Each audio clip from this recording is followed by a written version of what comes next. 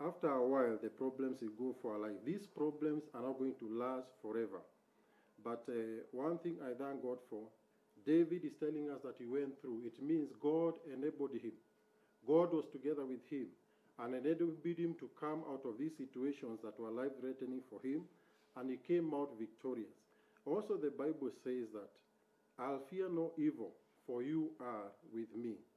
Fear does cause us to lose hope or even strength to move on, causing us to abandon the very things that are very dear in our lives, like our families, our businesses, our visions, and also goal in life. But the important thing that we need to note here is that the presence of problems and challenges do not mean the absence of God in our lives. When you are living a life, that is pleasing to God, He's right beside us, and He's also walking through with us. So I want to encourage you, even when you're going through this pandemic, that God is together with us, even in these challenges that are going through. The reason why David did not fear was because he knew this God. Was because he knew that this God is all-powerful and is all-knowing, and you never leave him, neither even forsake him. No wonder the Bible in the book of Daniel chapter 11 verse 32 says, those who know their God, they will be strong and they will carry out exploits. The other thing that we look at is that when we put our trust in this God, the Bible says, your rod and your staff will comfort me. So we see three things here. One, problems will come and they'll go, and they'll never leave us the same. Number two, also we are seeing here, the Bible is telling us, problems come and they go. And the reasons why many times problems come into our lives, one, it is because there is a blessing that is ahead of us. And many times when this blessing comes, God takes us through problems so that they can help us and enable us to have a character to be able to carry on those blessings. Secondly, it comes at the peak of our blessing. Why? So that these things can remind us that God is our provider, God is our sustainer of the blessings that we have, so that you can be able to bless him, so that you can be able to praise him, so that we can be able to honor him in our lives. Hallelujah. And I want us to finish with those very few words, and let us pray. Our Father and our God, we want to believe you, my Father, because of the hearer of the word. The Lord, you may come in for their lives, those who are going through very difficult and very trying times. Just like the way you are together with David, who said, even though I walk through the valley of the shadow of death, I'll fear no evil. Be there for them, encourage them, O Lord, and then strengthen them for the glory of your name. In Jesus' name we pray. Amen.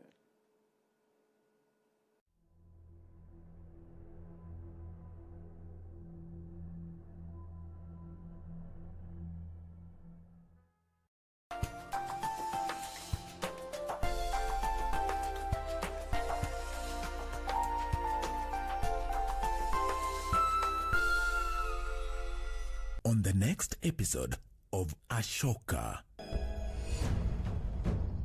On one hand, you pray for my longevity, while on the other, you threaten me with a knife? Ishika, you were eagerly awaiting this moment since long. You seek blessings from Prince Justin.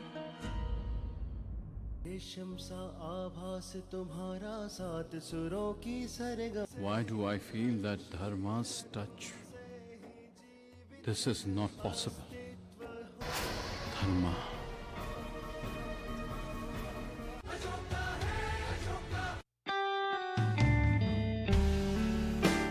Hamjambo wa Kenya wenzangu. Mimi ni prosecutor.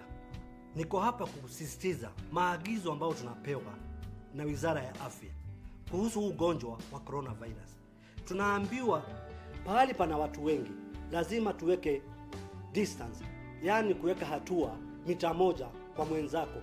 Ukienda kwa matatu, weka distance. Ukienda kwa soko ama palipopote mkusanyiko wa watu, ni vizuri uweze kupeana hiyo social distance ili tuweze kumaliza maambukizi. Tukifuata haya masharti ama maagizo ambayo tunapewa na Wizara ya Afya, hakika tutaangamiza coronavirus na hali yetu ya kawaida tutairudia. Asanteni sana.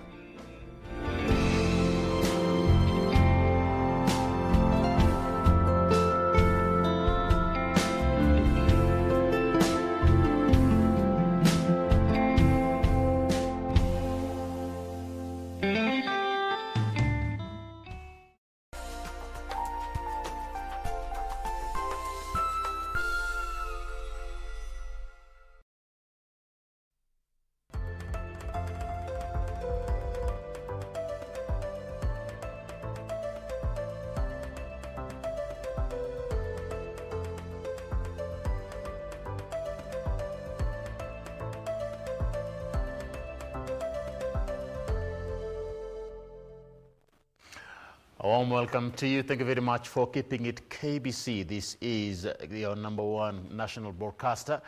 You're watching Good Morning Kenya. We are coming to you live from the Kenya Broadcasting Corporation here in Nairobi, Kenya. It is the 4th of June 2020. With now, it's not now 7 o'clock sharp. Good Morning Kenya starts now. We have a lot in store for you in terms of the program from now till the tail end. We appreciate your feedback. Remember, we are live on Facebook and on our website www.kbc.co.ke.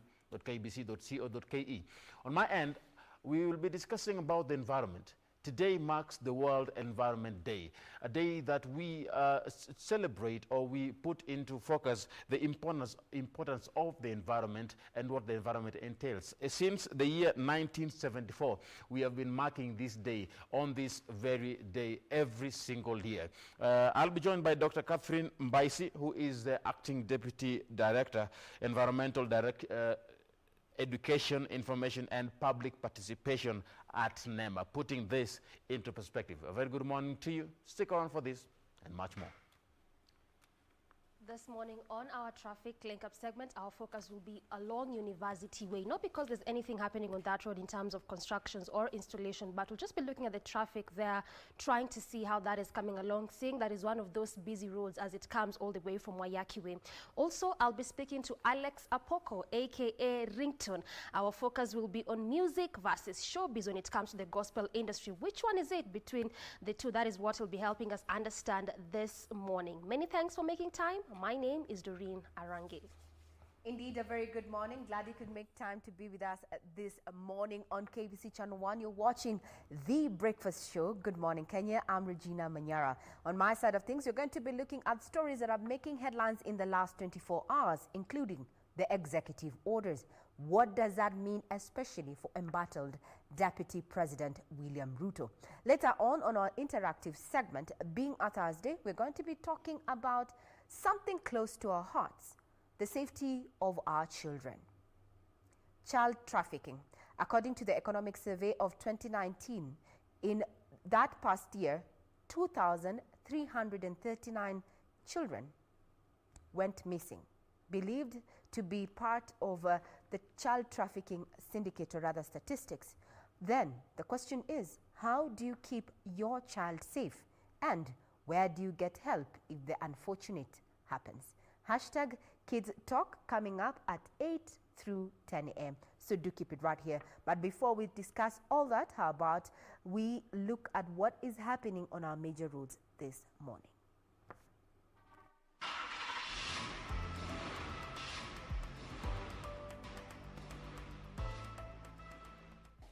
This morning, we take a look at what is happening around University Way roundabout. That is our focus. And this University Way roundabout, this is where Uhuru Highway begins. Remember that this is one of those busy highways. So Uhuru Highway begins from University Way roundabout and goes all the way to Nyayo Stadium roundabout. Branches off to a number of roundabouts, like I was telling you yesterday. But just let's look at University Way. And as of now, a couple of minutes past 7 a.m. and traffic has really begun just building up. I was also telling you that University Way comes all the way from Wayaki Way. So basically, this is just what you'd expect to see. And the traffic also just goes all the way to Nyerere Road. Again, one of those not so busy road because it does not cater for public vehicles, only the private vehicles as well as motorcycles. But around the entire roundabout, traffic really building up. So this means if you're coming from Wayaki Way or City Center using the University Way roundabout, going all the way to Uhuru Highway, to Kenyatta Avenue, to Haile Selassie, or even Nyayo Stadium, then you may just have to make do with this traffic here, because then there's no any alternative route past this specific roundabout. But as of now, traffic building up throughout the entire roundabout. But then also, this is one of those roundabouts where I can tell you for sure traffic police are normally stationed very early to try and see how best they can control traffic, because it's one of those busy roundabouts. It's unlike the roundabouts that we spot around the city center, even in the estates, probably roundabouts like the Nyayo Stadium roundabouts, where we'll be having businesses around there. But on this specific one, there's no business, there's no the large-scale businesses, there's no small-scale traders, but it's just one of those busy roads because of the kind of vehicles that just ply on this specific route as it comes all the way from Wayaki Way. So around through the entire roundabout, actually traffic just building up. But even at that, in as much as as yes, traffic has begun to slightly build up, at least it is quite manageable, and that is what that color indicates there, that yes, traffic has just begun to really slightly build up, but at least it's quite manageable. So branching off from the roundabout, looking at one of those roads that which State House Road, or if you may, Nyerere Road, one of those roads that just serves private vehicles as well as motorcycles. Nothing really much to say in terms of heavy traffic gridlock, but also it's because it does not cater for public vehicles, so it's only the private vehicles. So this is also the reason as to why we don't normally experience heavy traffic on this specific road, and even as of now, it's moving at a pretty fast pace. So this means if you're a private car owner and you're probably going to places like Valley Road or even Langata, and you do not want to make do with the traffic along Uhuru Highway, this is one of those roads that you can branch off from.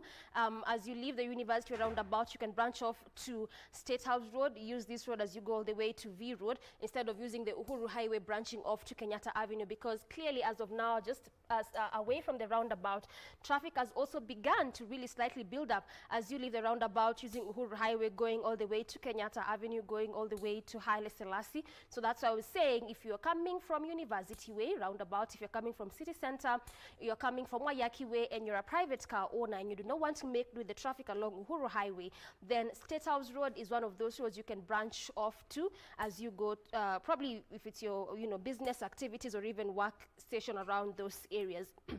But away from the roundabout, traffic is just beginning to slightly being witnessed on that lane that is leaving the roundabout as you go to Uhuru Highway all the way to Haile Selassie. That's just where traffic is really beginning to slightly build up. On the other lane, though, there's no traffic at all, so clear indication that is moving at a pretty fast pace. But away from that area, just coming, still sticking with the same road, Uhuru Highway, traffic also beginning to really slightly build up. So in as much as yes, traffic is building up, at least it's quite manageable. The same traffic also being witnessed around Kenyatta Avenue, as well as you branch off from the road going all the way to Haile Selassie Avenue. That's just where traffic is really beginning to slightly be witnessed, but even at that, it's quite manageable. But when you leave those two major roundabouts, as you come to Haile Selassie Avenue roundabout, it's unlike the two roundabouts, because when you look at this specific roundabout, traffic is almost getting to at a standstill. When we are looking at University Way, we would barely spot any red. But I told you around University Way roundabout and Kenyatta Avenue roundabout, we do not have any kind of business activities, if I may say. This is in terms of small scale as well as large-scale business, or even any structures where there'll be people around, except just vehicles, and these are private vehicles and public vehicles. So that's why we can't spot much of the traffic gridlock there compared to Haile Selassie, because when you come to Haile Selassie, I can tell you there are really quite a number of businesses around this specific roundabout, unlike the two other ones, and that's just why there's a difference in terms of the color, if you can see from that, where there's a bit of red, an indication that traffic is beginning to slightly build up, but getting almost to at a standstill. So that means if you're coming from University Way roundabout, which is our focus, coming all the way to Uhuru Highway to Haile Selassie roundabout, then probably may just have to make do with the traffic, because if you're someone who uses this road, then you can clearly note that there is no any alternative route, so you may just have to make do with the traffic there. But also, just like University Way, this is again one of those roundabouts where traffic police are also up and early to try and see how best they can control traffic there because of the kind of activities around this roundabout. Also, Haile Selassie branches off to that road that leads you all the way to Kenyatta. So again, it's one of those busy roads as it comes all the way from Nyayo Stadium roundabout, all the way from Langata Road, as well as all the way from Mombasa Road. So clearly, this is one of the reasons as to why it is one of those busy roundabouts in this early morning hour. But branching off from the roundabout, also just traffic slightly on that lane that is branching off to Kenyatta. That's just where there's a bit of traffic. This is branching off to Kenyatta as well as Upper Hill. So probably in the next link-up segment, we'll be looking at how our focus of road this morning, which is University Way roundabout, try to look at how traffic is coming along on that road. But for now, our next segment in the headlines.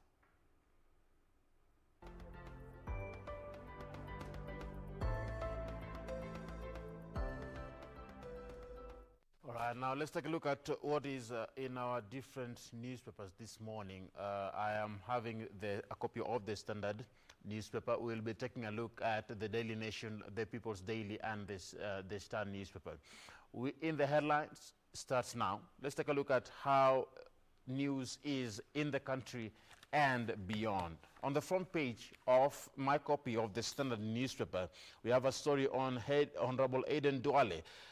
Nowhere to hide. Going up a notch, there is no let-up in the Jubilee Party purge as President Uhuru's men go for what is left of DP Ruto's allies in the National Assembly, including the leader of majority, Honorable Aden Duale. The question is, will he survive? That is the story there on the Standard newspaper. Nowhere to hide. Now, to dispense of that story, not yet Uhuru as MPs now train guns on top Ruto ally. The Kieni Member of Parliament, Kanini Kaga, says that he has collected 118 signatures to kick out Majority Leader as 16 committee chairpersons allied to Ruto face axe. Picture there, you have a photo of the Deputy President William Ruto with National Assembly Majority Leader Aden Duale at a past event. Remember, hours after Tuesday's presidential tongue lashing out State House, the storm turned against allies of Deputy President William Ruto at the National Assembly, including the inimitable leader of Majority Leader, Honorable Aden Duale. The Garissa member of Parliament survived the Tuesday purge in which Washiali and Barire were replaced. The question is, will he survive? Not yet Uhuru, as MPs now trail gun on top Ruto ally. Similar story this morning also in the People's Daily. On the front page of that same paper, caption, Duale drives straight back into the hole, where it says, after being spared the purge during Tuesday's Jubilee Parliamentary Group meeting chaired by the President, majority leaders bragging and ambivalent support for Uhuru angers MPs who have now collected more than 100 signatures to impeach him. Let's see just what more is inside the paper in regards to that story this morning. And let's just see what more we have in regards to that this morning inside the paper in regards to matters Aden Duale.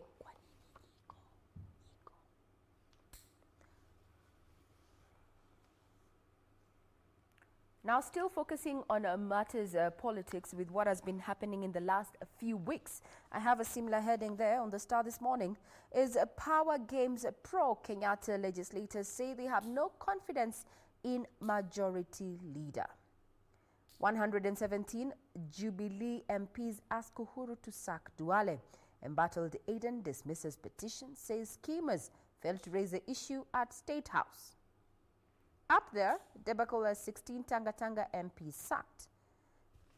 For more details, or rather just a sneak peek,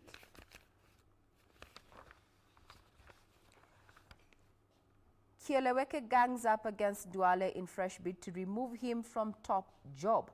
They are collecting signatures to petition the president, saying they have no confidence in the majority leader. Now, however, quoted there is Aden Duale, who was addressing sections of the media yesterday. He is quoted there that, however, he would not make public the names of MPs who had signed the petition. Now, the president said, we spare Speaker Justin Muturi, Deputy Speaker Moses Cheboy, and Deputy Majority Leader Jimmy Angwenyi. The president did not tell us to spare him, and he never confirmed that Duale continues playing his role. That is what Osman, who incidentally comes from Northeastern, as Duale said. They were not given time to raise their reservations against Duale during the State House PG. Trouble brewing in paradise? Well, so no. Now, just across there, you also have another headline just talking about what is happening at the National Assembly is that Uhuru accesses 16 Ruto allies from House jobs. MPs have received communication of impending removal from Majority Whip Emmanuel Wangwe, Gladys Shulei, John Waluke, Catherine Warugoro, Hatib Mwashetani, Cornelia Serem, Victor Munyaka, Robert Pokuse, and Fred Kapodi. Quoted there is Katib Mwashetani, I will reply to the letter to confirm my loyalty to the president and the party. I won't just keep quiet yet. I have received a letter. It is prudent for me to answer. As battle lines are already drawn there, it's either you're with the president or you're out. Seemingly, that is what is happening. Now, still keeping up with what is in the headlines this morning, Uhuru order stirs up storm over Ruto role. This came in the evening, and it made a subject of discussion through main mass media as well as social media with the hashtag executive order. Now, with that header there, the kicker says, what is in a name? Executive order issued to regularize changes in government, interpreted by some commentators to mean that the deputy president's office has been downgraded and tucked under the executive office of the president, earlier known as the president. Is it? Story continues there. Let me just take you right there and just see what this might mean. So according to lawyer Donald Kipkorir, this innocent-looking nomenclature change has huge legal implications. President denotes a singularity of power. Presidency is shared power. Do you agree? Do you not? You can get yourself informed on what the executive orders mean. Grab yourself a copy of either of your dailies and get to see what has been said there. Or better yet, you can go to our website, that is www.kbc.co.ke, to just look at what the executive orders mean. But now, with what is happening in Parliament, our reporter Kevin Washira, who is usually on ground and brings us the political, just intrigues, filed the following report. A day after assuming office, the new majority whip in the National Assembly, Emmanuel Wangwe, has started cracking the whip within committees. The purge principally directed at lawmakers perceived to be rebellious of President Uhuru Kenyatta's agenda. So far, sources within the ruling party have disclosed that a total of 16 legislators drawn from the ruling party have been served with discharge letters. Most notable in this group include Kimani Ichung'wa, who is the chairperson of the Budget Committee, Gatondo South MP Moses Kuria, who has been the vice chairperson of Transport Committee. Other letters that we have seen include those written to Labour and Social Welfare Committee Vice Chairperson Joyce Correll, Trade Committee Vice Chairperson Corneli Serem, and Robert Pukose, who is the Vice Chairperson of Energy Committee. In the letters, the affected lawmakers have been given 7 days to show cause why they cannot be kicked out of the said privileged positions. Evidently, most of the members addressed in the disciplinary letters are sworn political allies of the Deputy President William Ruto and his 2022 presidential ambition. This comes as sources indicate a section of MPs strongly behind the ongoing purge in the ruling party has started collecting signatures to push for the removal of Aden Duale from the position of leader of majority. Kevin Washira, Channel 1 News. Now, speaking of party politics, there's a story on that also on the Standard newspaper. But now here is curse of parties that preach democracy but practice none. Conflicts in Jubilee and Ford Kenya follow a pattern that started with the colonialists and perfected with reintroduction of multi-partyism. Now, the turmoil in Jubilee and Ford Kenya follows a historical pattern mainly blamed on ethnicity and personality-centered politics. Party betrayals, there is an example of Ford Kenya. Ford Kenya is a product of wrangling within the original Ford that split into two. Moses Wetangula, actually it's written there, Moses Wetangula had snatched the party from former chair Musikari Kombo. Prior to the 2007 general elections, Raila found himself partyless after Kalonzo Musyoka ran away with ODM Kenya. Patronage holds sway over party constitution as personalities carry the day. Curse of parties that preach democracy but preach none. Now, let's head over to yet another political story here. And this is in regards to the president. Now, is history repeating itself? Well, it's Jomo versus Odinga again in Uhuru and Ruto fallout. But what is cooking? That is a question. The political Madaraka Day between Uhuru and Ruto notwithstanding, it is no secret that the Jubilee Party is falling apart and the news is tightening around the DP's neck. The rare display that was there between the president and his deputy William Ruto at the Madaraka Day festivities came as a surprise, where we have the explosion of amity came in a season of visible frosty relations between Kenya's two topmost state officers. It leaves pundits wondering who could be fooling whom in the country's political quicksand. For all the confidence and joiling at Madaraka in 1963, Odinga would go down the political ladder with amazing speed, moving from Kenya's confident number 2 to an embittered leader of the opposition. And picture there we have a president, a photo of the president and his deputy William Ruto towards the left and the opposition leader Raila Odinga. But now towards the far right, we have a photo of President Jomo Kenyatta and his vice Jaramogi Oginga Odinga in 1965.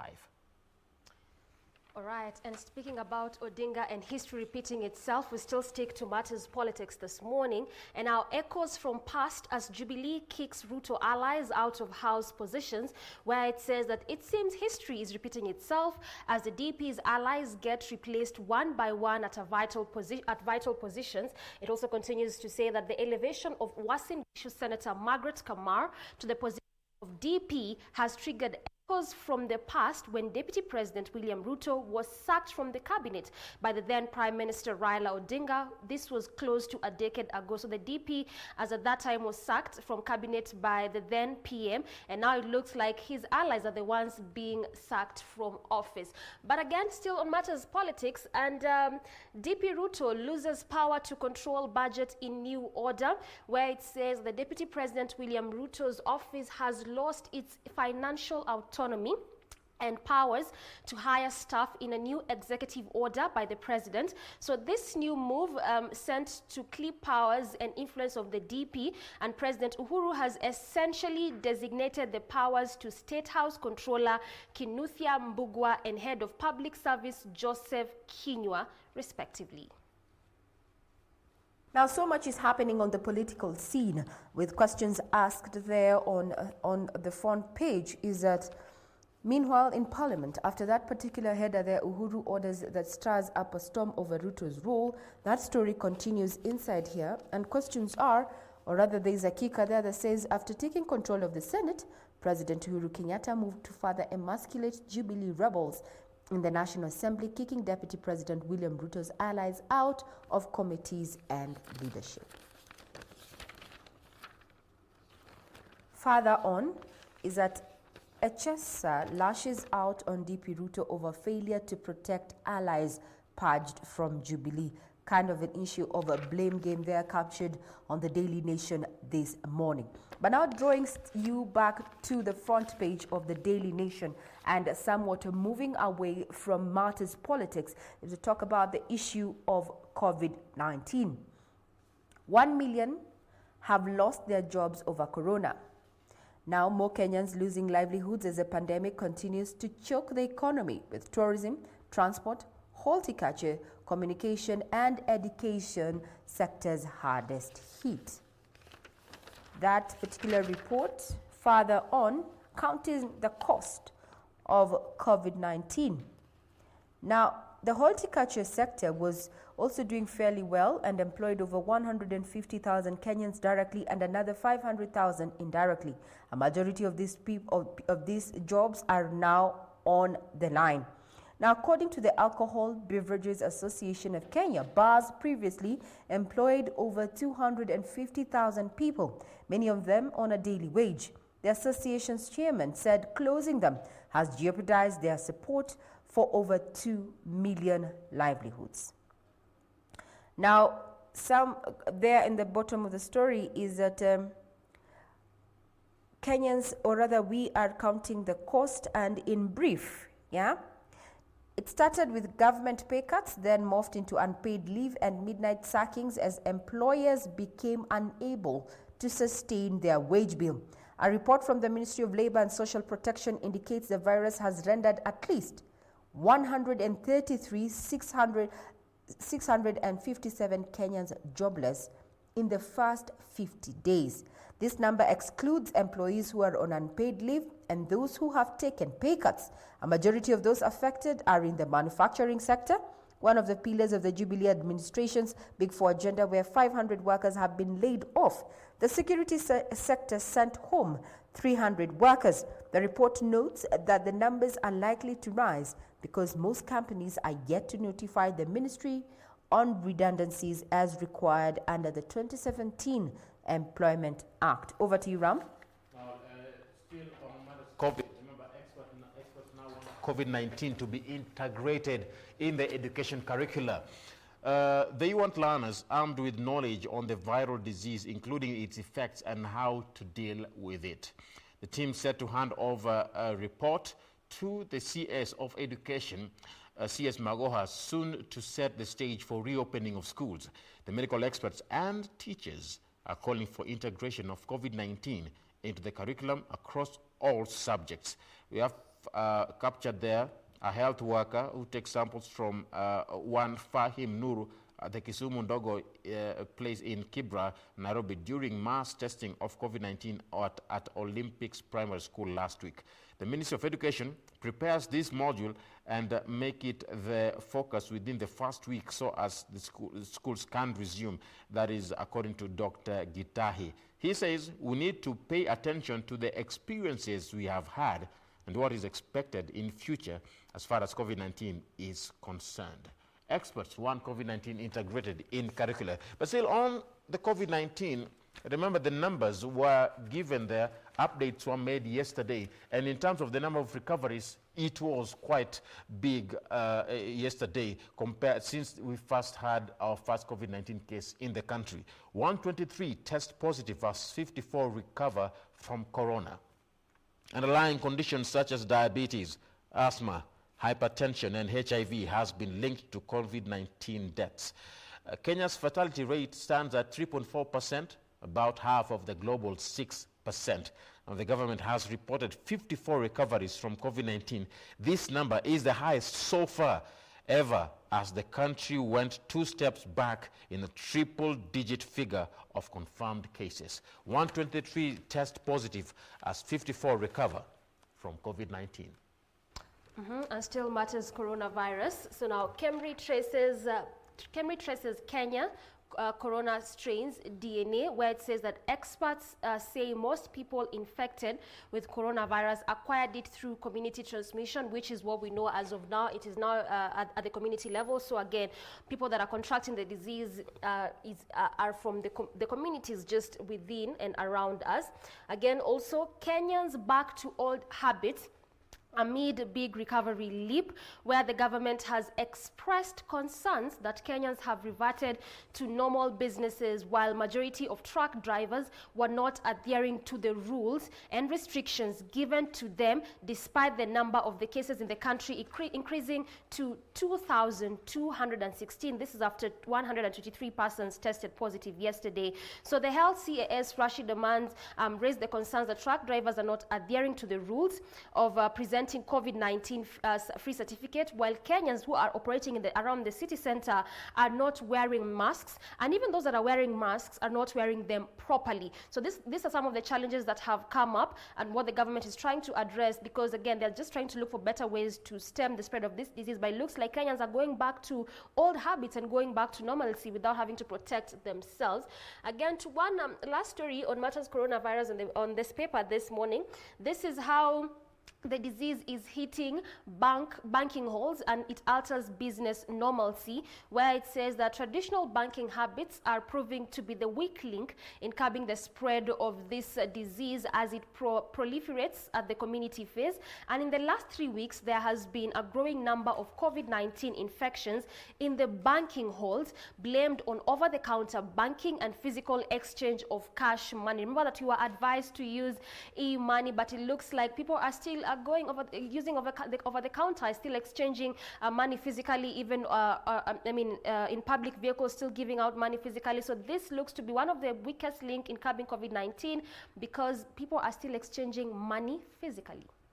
Now, still keeping up with the domino effect of COVID-19 is that Kenya seems to be making strides in as far as, just identifying the strains as that of coronavirus that we're dealing with. And it has been captured there at the discovery. Kenya is fighting 9 strains of the coronavirus, and the discovery will go a long way in helping fight the spread of COVID-19 pandemic. That is according to researchers from KEMRI. Now, the successful sequencing of the novel coronavirus SARS-CoV-2 in Kenya is a significant milestone in the response to the pandemic in Kenya and the entire world, and this will strengthen surveillance for tracking mutations of the virus and aid in tracing of the sources. That is according to KEMRI. Remember, details of this particular story, you can also find it on our website, that is www.kbc.co.ke. But even as we are looking at the issue of the spread and the numbers on a day-to-day basis, there's the issue of gender-based violence and how it has been on an upward trajectory since Kenya confirmed its first case of COVID-19. What is the government doing? Our reporter, Wambiru, compiled a report to just look at strides that have been made by the government to ensure that victims of gender-based violence are protected as they should during this COVID pandemic. The adverse effects of the coronavirus pandemic, which is ravaging every corner of the globe, has resulted in uncertainty and a surge in violence, especially against women and girls. And with the trend on an upward trajectory, the government is set to put in place measures to redress systems, strategies and structures to rid the society of gender-based violence. But we have spoken on the possibility of increasing that space so that women, when they are violated because of what we are going through and the stresses in family, some families are not able to cope with the stresses, and this is leading to GBV increase, even that was unprecedented. So we must be able to give a safe haven to those who are affected by GBV.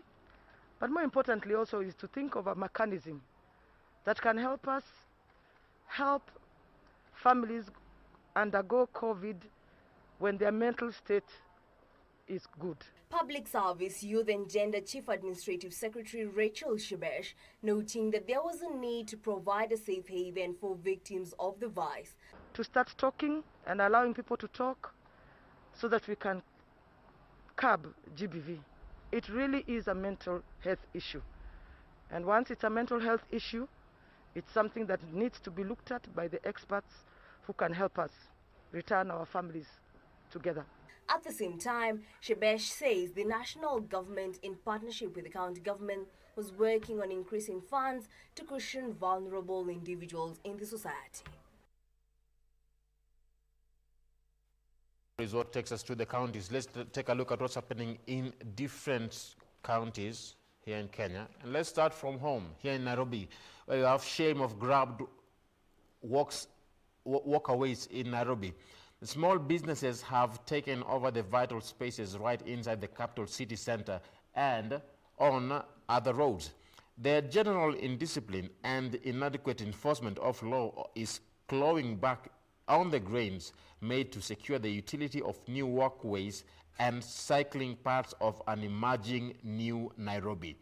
Remember, the unhindered small businesses have taken over walkways and cycling lanes along Gong Road, Outer Ring Road, and Jogo Road. That is a trend that is replicated along feeder roads of major city estates.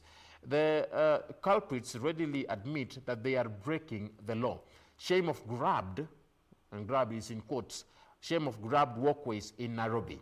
Now let's head over quickly to Elgeyo Marakwet County, where we have the health CES suspended. The governor, Alex Tolgos, has sent a health executive on suspension and issued a warning on his cabinet following complaints by residents over poor service delivery. Let's head over to Kirinyaga County, where we have setback for Waiguru over budget. MCAs have rejected a budget from Governor Anne Waiguru in which she had allocated 95 million Kenya shillings for furniture and her office residents, saying it was not a priority. Now let's head over to Migori County, where we have MCA sought over COVID-19 patient contact. The health officers are looking for a member of the county assembly who has gone into hiding after coming into contact with the person who tested positive for COVID-19. That is in Migori. Quickly, last two counties, Kilifi and Mombasa. Starting with Mombasa, where we have 3 Kenya Power staff who test positive in Mombasa County. In Kilifi, only 5 mourners to escort body to burial. The Malindi Deputy County Commissioner Thuo Ngugi has issued a new directive limiting the number of mourners to accompany bodies for burial outside the sub-county to 5. These are the counties in my copy of the Standard newspaper. And still keeping up with the counties, we just go back to Malindi County, but a different story there. And Malindi litigants get face masks, where the law courts in Malindi have stepped up efforts to prevent coronavirus spread by distributing face masks to litigants. The resident judge, Mr. Justice Ruben Nyakundi, said the judiciary has discovered people appearing at court did not have proper face masks, and others were even reusing the disposable ones, and even others were not wearing them properly. Remember that also this is one of the problems that the government has raised. So Malindi residents are said to get free face masks there. Coming to Bomet, where there's panic in Bomet as mystery creature mauls man, and security officers in Bomet are still trying to unravel the identity of a strange creature that has continued to devour human flesh. Now, the creature has already mauled 3 people, killing 1 and leaving the 2 others with serious injuries. This is some of the problems that are happening in Bomet County as well as some other counties across the country. Now, away from the counties in particular, and looking at the issue of tea farming, tea exports, one of the main income earners for Kenya, and reprieve for tea farmers, as tea farmers now will earn 649 million payback for 2019. Now, KTDA dismissed claims that there has been no payment for long. And quoted there is that a smallholder tea farmers affiliated to KTDA's 54 managed facilities or other factories will receive the payments from their tea factories, being dividends received from KTDA Holdings Limited and its subsidiaries for the financial year ending June 30th. This comes at a time when KTDA also followed dismissed claims that there has been no payment of dividends to farmers. This comes as reprieve, with this suppressed demand for products. Farmers indeed are to feeling the heat of that. So for the financial year ending June 30th, 2019, 649 million payback for tea farmers. Still keeping up on business, that the corona to cost African airlines a whooping 860.5 billion shillings. Details of this and so much more when we focus or rather deal with matters of business on our website, that is www.kbc.co.ke. Now, before we started this particular bulletin at around 7, we looked at how major roads were looking. It's exactly 38 minutes after 7 a.m. Has this changed? Our traffic marshal on the other side of the studio, that is Doreen Arange, is ready to bring us up to speed with what is happening currently on our roads. Over to you, Doreen.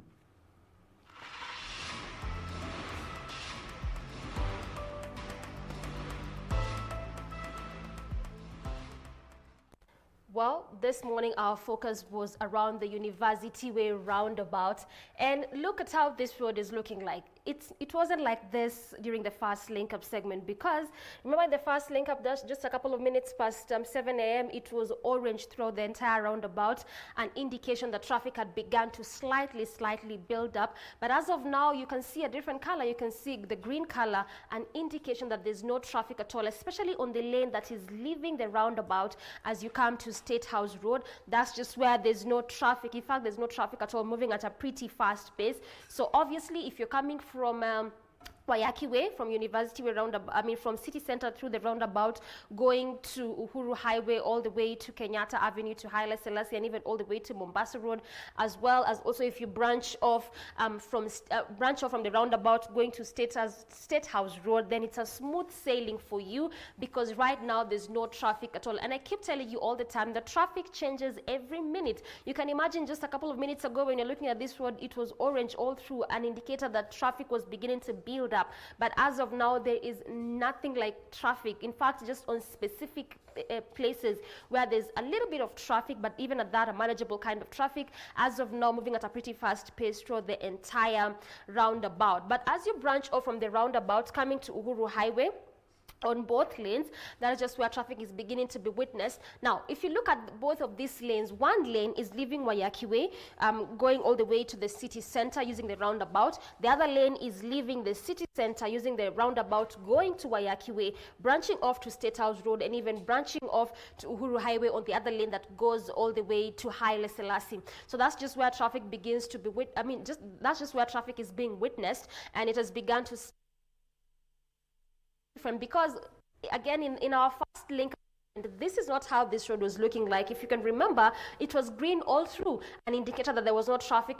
But now it is a different story altogether, because as of now, traffic is on both lanes. So that again ultimately means if you are coming from Wayaki Way, then coming to the city center, then just past the roundabout, you may have to do the traffic there, because then there is no any other alternative route. But also, if you can remember that Uhuru Highway is one of those, especially Uhuru Highway, as you branch off from the roundabout, University Way roundabout, which is our focus this morning, is one of those busy roundabouts. If you can remember, anytime there is people just going to the streets, this is one of those roads that is being used. The kind of structures along this highway, especially as you branch off from the roundabout, there's quite a number of them. So this is also the reason as to why we normally experience heavy traffic gridlock along this highway, just as you leave the University Way roundabout. So clearly that is why there's also in this early morning hour. Also, the University of Nairobi is along this lane. So quite a number of activities, quite a number of business structures along this road just as you leave the roundabout. So that is the reason as to why there's normally heavy traffic. Remember, different roads have, along different roads, there's different reasons as to why we normally experience traffic gridlock in this early morning hour. But still keeping up with matters traffic as you leave the roundabout, just a slight snarl up that you may have to make do with if you're coming from Wayaki Way using the roundabout, going all the way to Uhuru Highway to the city center, as well as leaving the city center using the roundabout, going all the way to Kenyatta to Haile Selassie Avenue. Just a slight traffic snarl up, so you may just have to make do with that. But leaving the roundabout, coming to one of the other roundabouts that we're also just trying to look at this morning, this is the Haile Selassie roundabout. Again, also it has changed because if you can remember, also in the early morning hour, this roundabout, there was a bit of red and maroon, an indicator that traffic was moving very slowly, and in some areas it was at a standstill. But now, as of now, things have changed. What you can see from on your screens, it's an orange color. The yes, traffic is there, but moving at a pretty fast pace. So again, just the way I keep mentioning to you, traffic changes every single minute. In 1 minute, there's traffic. In another one, there's barely any traffic. And clearly from this roundabout, things have changed, because in as much as, yes, there's traffic, but at least it's moving at a pretty fast pace. But also remember, just like University Way roundabout, also the Haile Selassie is where traffic police are also there very early, try to see how best they can control traffic on this specific roundabout, because again, it's one of those busy roundabouts, because unlike University Way roundabout, where there are no business structure, whether large or small scale, around this roundabout, you could really quite spot a number of them in terms of the business structures.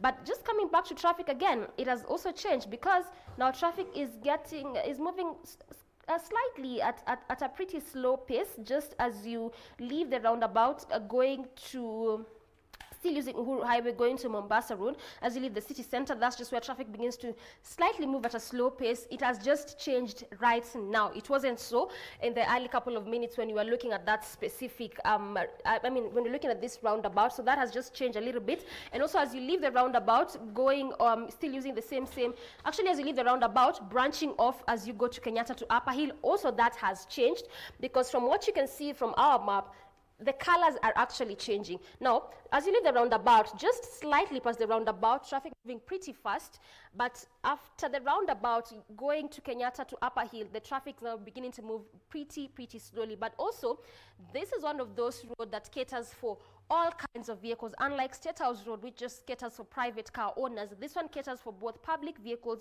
private vehicles, motorcycles, there's pedestrians as well. So again, this could also be the reason as to why we are witnessing the kind of traffic snarl up that is being witnessed there. So that's that in terms of traffic this morning. Our focus has been centered around University Way roundabout, trying to look how the traffic is doing there.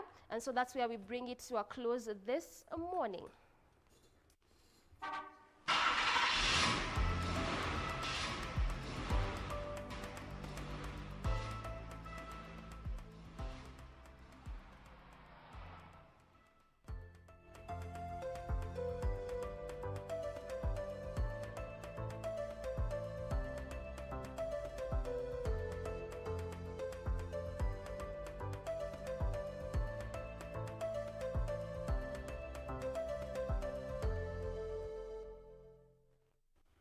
All right, and as we talk about today being the 5th or the 4th of June 2020, did you know that today is the World Environment Day?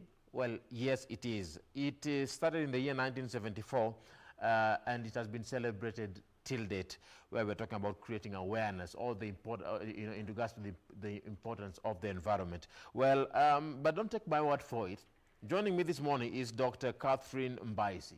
She is the acting deputy director at the Environmental, Education, Information and Public Participation at NEMA. Karibu sana daktari. All right, and even as we start this conversation on World Environment Day, be sure to be part of the conversation. The hashtag, as always, is Good Morning Kenya, at Ramaguko, at Dorina Range, at Ray Manyara, and at Jane Wamboye. So, Dr. Catherine, just to kick us off, for the benefit of the viewer, give us a brief background on the World Environment Day and what it's all about. Thank you, Ram. Mm-hmm. And thank you very much for inviting me Karibu. to Good Morning Kenya. Mm-hmm. It's a show that I enjoy watching when I am in the house. Ah, thank you. We can say today we will give you the #1 fan trophy. So, as you have already said, I work. All right. Sorry. So let's check your sound first, even as we continue. Remember, we are live on Facebook at KBC Channel 1 is where we're live at. So I'm seeing so many people commenting on our Facebook platform, on our website, www.kbc.co.ke. We are also live on YouTube. So as we continue with this conversation on the World Environment Day, be sure to send in your questions. What do you think about the environment? So far, how far are we when it comes to protecting and safeguarding our environment? Remember, this day is meant to raise awareness in regards to this. All governments, businesses, celebrities, and citizens are supposed to be focusing on environmental issues and putting focus into profitable, sustainable solutions. And every year we have different themes. We'll be talking about these themes this morning, finding out what is the theme this year.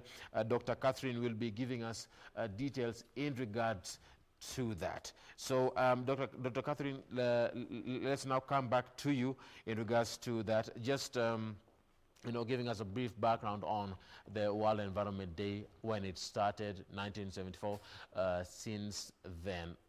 So pick it up from there. Okay. Mm-hmm. Thank you, Ram. All right. Sorry for that again. Let's check your sound again. All right. So even as we talk about this, remember, the World Environment Day is, celebrated today each and every year. 1974 is when we started celebrating this day. It has been occurring each and every year. But now, one thing that is going to be different today is that we are celebrating the World Environment Day during a pandemic. So how is it going to be affecting our work today? How is it going to be affecting our duties today? We'll be also focusing, putting that into focus. So, Dr. Catherine, again, picking it up from where you left. Thank you, Ram. Mm-hmm. Yeah, that's better now. Yeah. Sorry, such things when yeah, it's okay. Yeah. You've gone to the kitchen and you find sahani hakuna. Always. There's always this or that. Yeah, thank you. So, thank you for inviting me. Mm-hmm. like you rightly said, I work for the National Environment Management Authority, Kenya. I'm based at the headquarters.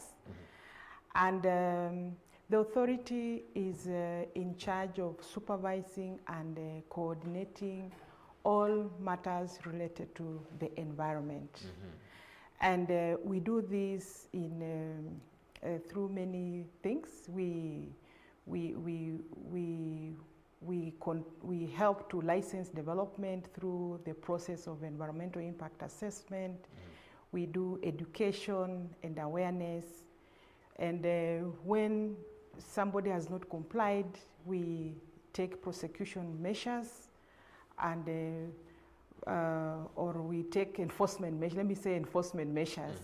Yeah, and maybe you can elaborate all of these. Yes, yeah. You talk about enforcement measures, you talk about legal measures. Illegal measures, yes, yeah. But of course, those come at the tail end. We like working with the people, educating them and helping them to comply or to do what is right.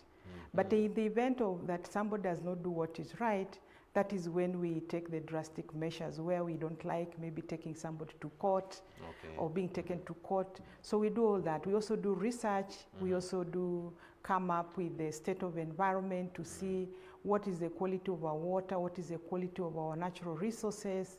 So we do what is the state, and that we do after every 2 years, just to come up with the state of the environment and give an indication of what are the trends. Are we improving?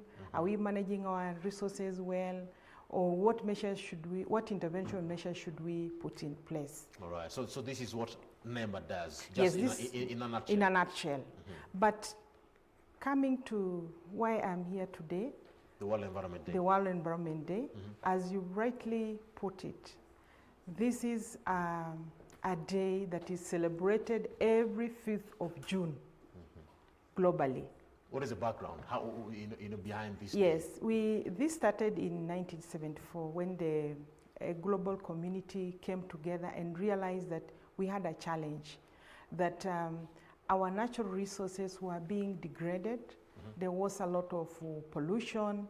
There was a lot of degradation of the natural resources. So the global community came together and agreed on a number of issues.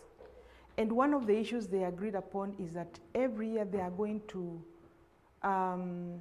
rally or come together as a globe. And they are going to be guided by one theme that is discussed globally. Themes going around in all countries? Yeah, in all countries, especially those that had come together. So every year, the United Nations program releases a theme depending on the issues that are surrounding or the issues they would want the global community to focus on. Now, before we touch on the theme, let's get to just see how has it been over the years, considering that this year, I think it's going to be different, considering the pandemic. Yes. How has it been over the years, and what is the plan, in regards to celebrating the World Environment Day today, regardless of the COVID-19 pandemic restrictions? Okay. So each year, once they come up with a theme, every country now looks at itself. Like last year, we had the theme on air pollution. So every country, like now in Kenya, we are guided, we are coordinated by NEMA. We bring together stakeholders to discuss the theme, because it's not only NEMA that is dealing with the environment. There are various people, like you have rightly said, there are policymakers who are supposed to put in place policy measures. What have they done? Have they put in place right policies to guide maybe the theme or the issue under discussion?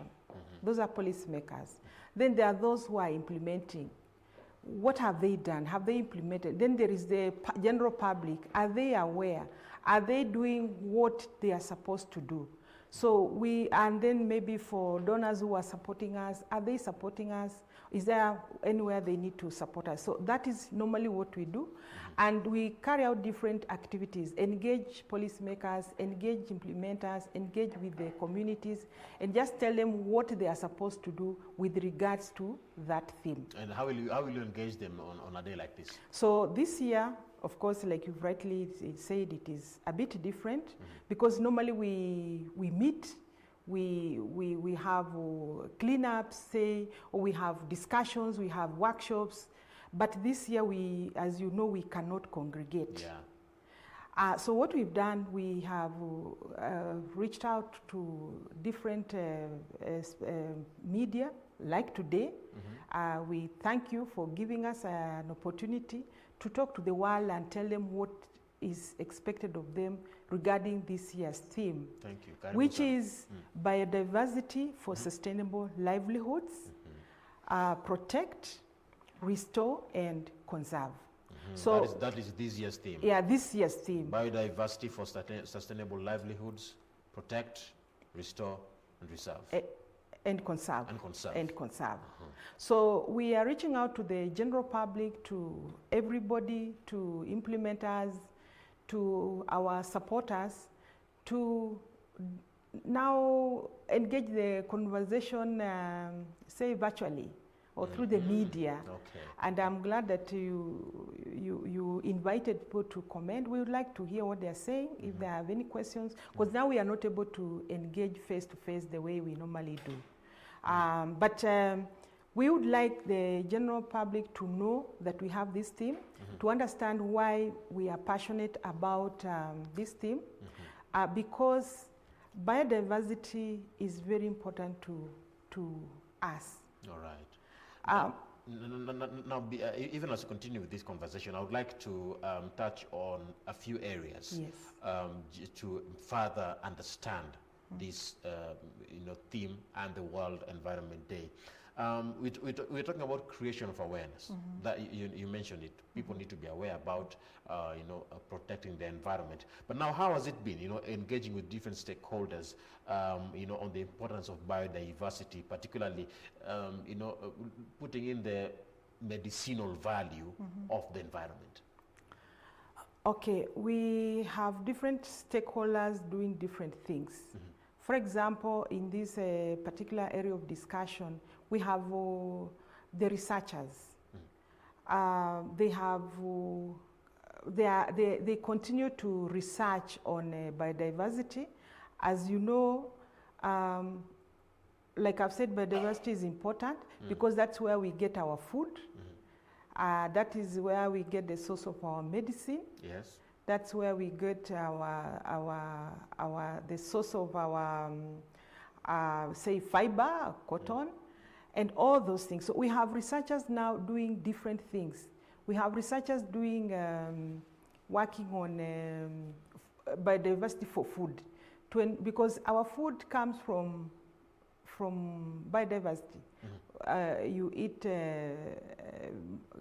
managu, you eat brenda, you eat cabbage, you eat all those, you eat everything. Yeah, that is even medicine. Even medicine, yes. So there are those who are doing that, so that every day they can be able to tell us what is good for us, what is nutritious, how do we protect it, how do we conserve it, how do we even make sure that these good genes do not disappear, or they are not, or the bad genes are not promoted. Because everything that we eat, what we take in, comes from the environment. Comes from the environment, from biodiversity.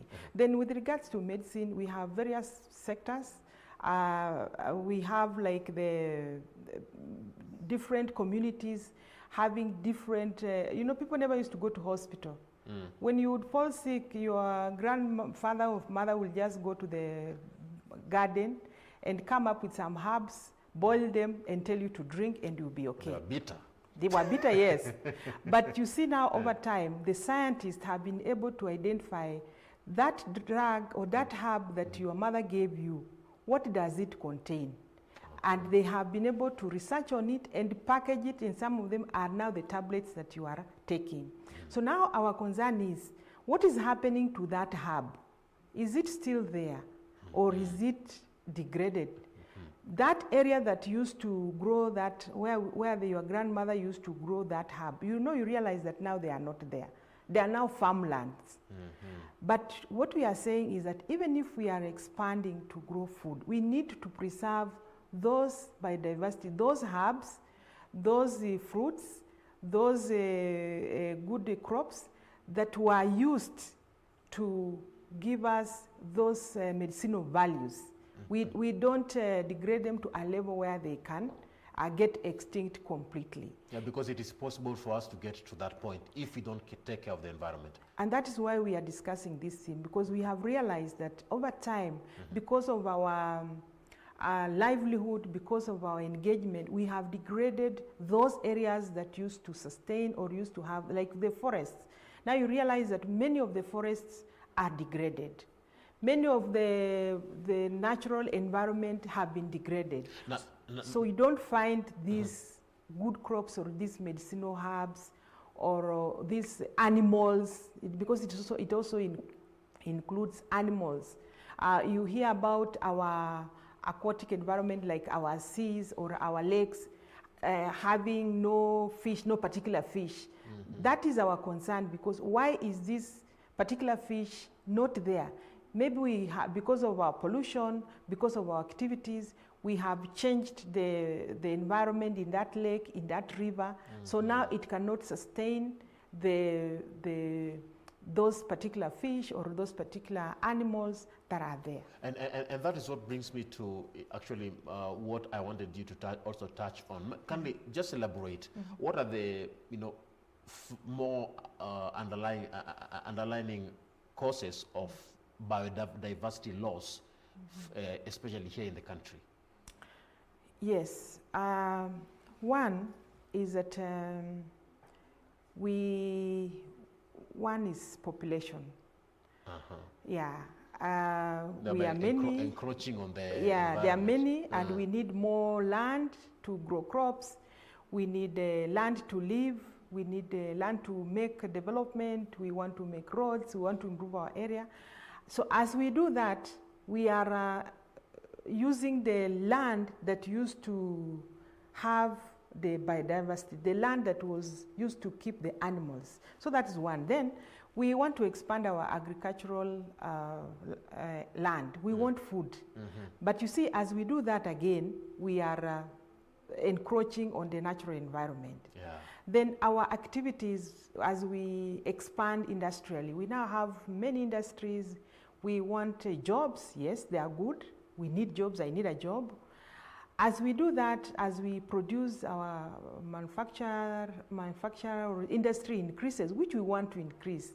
But as they do that, if they don't do that in a sustainable environment, the kind of waste that they produce and release into the environment and is not managed continues to degrade our natural ecosystems. That polluted water goes into the rivers, it pollutes the rivers, the fish will die. If it is released into the soil will be polluted and it can no longer grow the crops as it is required. So those are some of the things that are causing a lot of our biodiversity loss. Because if soil is degraded by oil, then that soil will not maybe allow the crops to grow. And in that way, we do not have that crop or plant or animal that was living there to thrive. You talk about industrialization, you talk about overpopulation, everything all falls back to on us, on each and every individual, in regards to protecting the environment. Human effects, that's what you're saying. But now, if we are to change this perspective, if we are to change the narrative and the end result, it means we need to have that positive attitude from every individual in regards to this. But now, how can we encourage that? How do we forge that positive attitude amongst different stakeholders here in the country, especially here in Kenya, in regards to, towards biodiversity conservation? One, we would want to make everybody know that biodiversity is important. And biodiversity involves all plant and animal life. They need to understand that. So, just for someone who doesn't know, because maybe the word could be too big, yeah? To say for the benefit of someone who doesn't understand what the word biodiversity could be. We just say, in a nutshell, any plant life or animal life. Yes. Plant or animal life. Yes. So, and we do not yet understand how important this, you can say flora and fauna could be. Yeah. Yes. So, simply biodiversity is plant and animal life. So we have different plants, different animals that live and interact. Diversity is many. Bio is life. Okay? Bio is life. Diversity is many. So all the plants and animals, all that exist and how they exist, that is what we are talking about today. So it's important that we understand that this biodiversity is important to us. And we need to do something, or the threats and the problems we are having are as a result of our actions. And it's important that now we understand that we need to change the way we relate. And this will call every individual to take responsibility over their actions.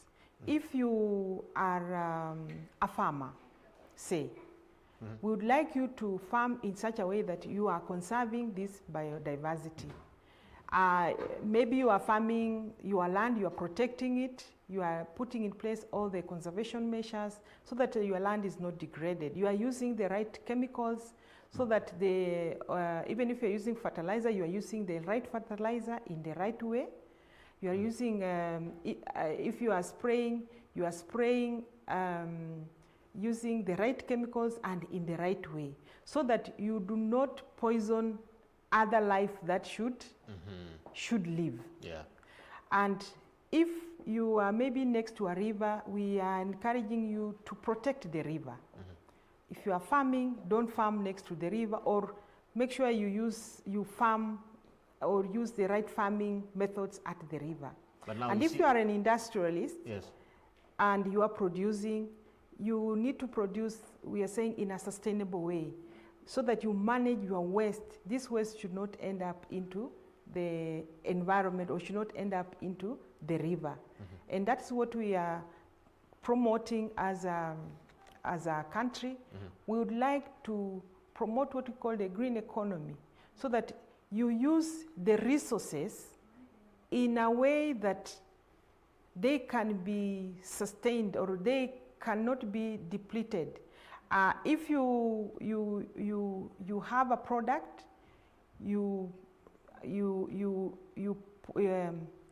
take it through manufacturing. The waste that come from it, you need to know that you need to manage that waste well. And if possible, that waste should also be used or be fed into another program that can make another good product. For example, plastics. Let me use the example of plastics. Say milk bottles. If you go and buy milk bottles, don't throw the bottle anyhowly, but make sure that bottle can be recycled into another product, so that we don't get that bottle in the river or in the environment. But there is even a ban on plastics that is going to come up tomorrow. Yes, there is a ban on plastic, and especially in national parks. Yes. That comes into effect tomorrow. I'm also looking into that and how it's going to be able to help us in environmental conservation. Yes, as you remember, the president pronounced that last year, and he indicated that from 5th of June tomorrow, all people who are going to the national parks should not carry plastic bottles or plastic bags. Yeah. This is to ensure that we also protect the biodiversity in the national parks. Because when the animals eat the polythene bags, they ingest them, then over time the plastic bag is not digested. So it will block the animal and the animal can die. Yeah. We have cases where, like in the oceans, which is also a protected area, or the lakes, we have seen where the turtles, their heads are into they are stuck. The plastic. Yeah. Or some of them, they have some containers that are stuck around their necks. So that way they are strangled to death. Yeah. Or maybe an animal is just grazing and then it gets trapped by a bag. So that is what we are trying to, the government is trying to ensure that these things do not arise to the animals or even plants in the bag, in the protected areas. All right. Now, let's talk about now the policy in regards to that. In line with that, we're talking about policy makers, policies in the country that can enable environmental conservation to be put well into effect. But now, how do you encourage policy makers to, create that enabling environment for sustainable use of biodiversity in the country to safeguard the human health and, also the animal health? One is that they need to understand the issues. For example, that's just the way we've mentioned, it was as a result of the problems we were having of animals dying in the park, and then when they open up their stomachs, they find that it is died because the plastics were stuck. Yeah. Or they saw that there are animals who are strangled because of some rubber stuck around them. So the policymakers will make policies to address the existing problems. So once we identify a problem, we raise it. There is a mechanism of raising these issues, and now the policymakers develop laws. Yeah. They develop regulations. Once they develop those regulations, then it's upon the common mwananchi to abide to those regulations so that they can also contribute to protecting the environment, and which is of which biodiversity is part of. Yeah. And now, because of the interest of time, just in a nutshell, what would be your thought in regards to a day like this, and how can all Kenyans come together to promote the World Environment Day, and not just on a day like this, but also moving forward, in future, protecting the environment and biodiversity? Thank you. That's very important. I would like Kenyans on a day like this is to reflect on how we interact with the environment, to understand that everything that we do, we are doing it in the environment. We draw resources from the environment. We live in the environment. And this environment, we are supposed to live in it and live it for our people or our generations to come. So we need to take up measures to protect. For example, just simple, on a day like this, I wish to encourage all, now we are at home. We are not going to congregate as usual. But let's look at around and see what can we do. Can we plant a tree? In our gardens, can we plant a tree? Are there any trees or plants that were not there that should be protected? Can we even just sweep and clean?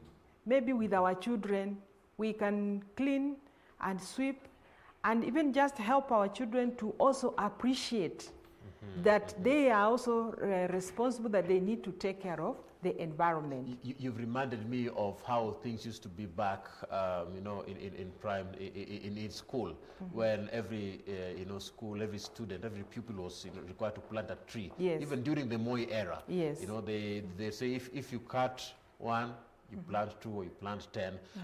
You reminded me of the late Professor Wangari Maathai, an environmentalist. Yes, and that is what we would want every Kenyan to think about. To think about any measure that can help to restore. Remember, our rallying call is protect, restore, and conserve. Yeah. Anything that needs to be protected, like now our rivers, our lakes, our oceans, they need to be protected. Let us all participate. Maybe there are people living around there. Let us not be the cause of the problem, but let us contribute to protecting. And If there is any degraded area around, let us participate in restoring. Is there a degraded land? Is there a degraded river around you? Please come out and do some. And there are simple things that you can do, like maybe just putting, planting a tree, planting grass, or cleaning, removing the waste that is there so that it's not an eyesore. If it is a park nearby, we can still go out and clean on our own volition so that we can participate. You have talked about schools. We have a program where we are encouraging even children, even right now when they are at home. Can they, like small kids, maybe they can be encouraged to draw. We are setting up like a competition for the children, and we are going to run it digitally. So that the children can participate, because now they are learning through the computer, online learning. So maybe the parents can also help them to appreciate nature. Those who are small, they can draw. That's a good idea. They can just draw the fish, draw the tree, so that they can appreciate. Those that are a bit older, they can write essays, so that they can also be thinking about this theme and also participate in tree planting in their homes. Let's work with the children to see that they can plant where it is possible. If you are living in an area that you can't plant a tree, maybe you can just come out and even sweep the park. Of course, observing social distancing, because we don't want people to come out in large numbers, but that does not mean that we don't even come out to clean our immediate environment.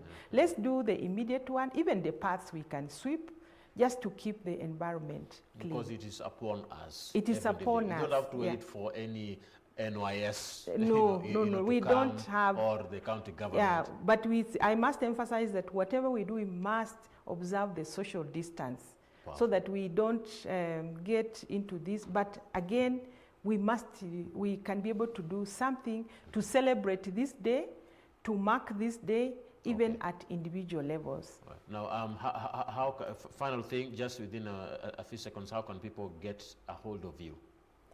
Yes, but before I just sign off, I also want to say that the main event is being celebrated in Turkana County, Lodwar, and we have engaged there.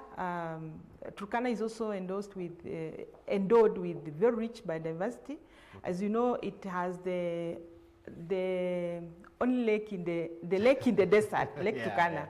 And Lake Turkana is very interesting because it has a lot of biodiversity, a lot of fish, a lot of crocodiles. It's a very nice place to visit. A lot of potential. A lot of potential.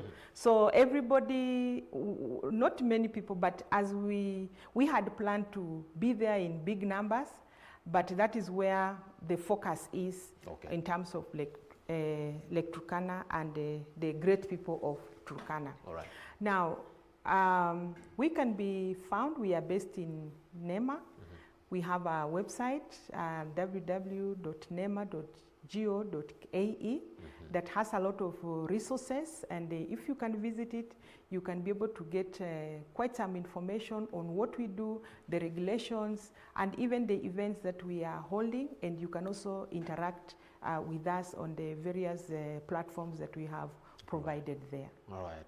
Thank you very much. That is Dr. Catherine Mbaisi for your time. We appreciate your presence and keep doing what you're doing. Thank you. All right. Remember, as a nation, we are standing together in regards to this biodiversity for sustainable livelihood. Protect, restore, and conserve. This has been the discussion on the World Environment Day.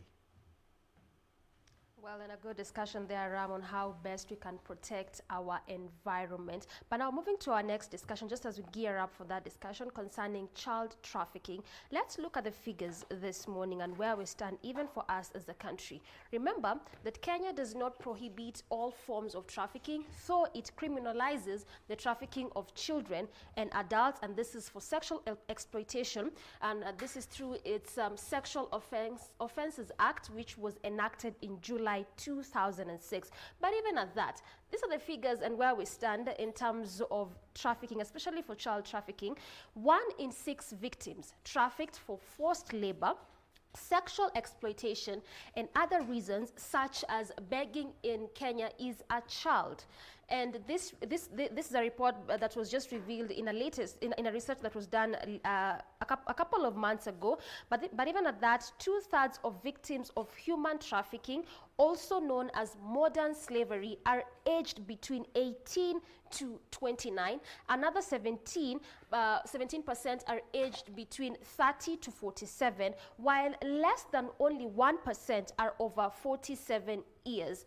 When you look at these figures, the majority of people that are that mostly face this issue of trafficking is the children, because just from these figures, 18 to 29, those between the ages of 18 to 29 amount to the biggest percentage of trafficking.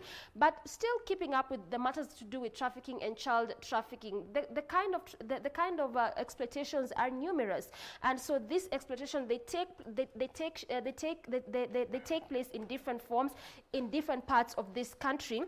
And this include domestic servitude, forced labor in supermarkets, hotels, and even restaurants, forced begging on the streets, sexual exploitations, and even forced marriages. But these traffickers, how are they able to get to these children and even convince them? So there's a common form of deception that is normally used by these traffickers, and this common form of deception used by the traffickers are offers of well-paid jobs and free education. So these are some of the deception that the traffickers offer these children, because just like we look from the statistics, the bigger percentage is formed by those between the ages of 18 to 29, which amounts to children and even young adults, with the biggest way of them deceiving them is either through jobs, because then again young adults face a big issue of unemployment, and education, because a good number of children in our country cannot have access to education. But even as we talk about the statistics of child trafficking and where we are at a country,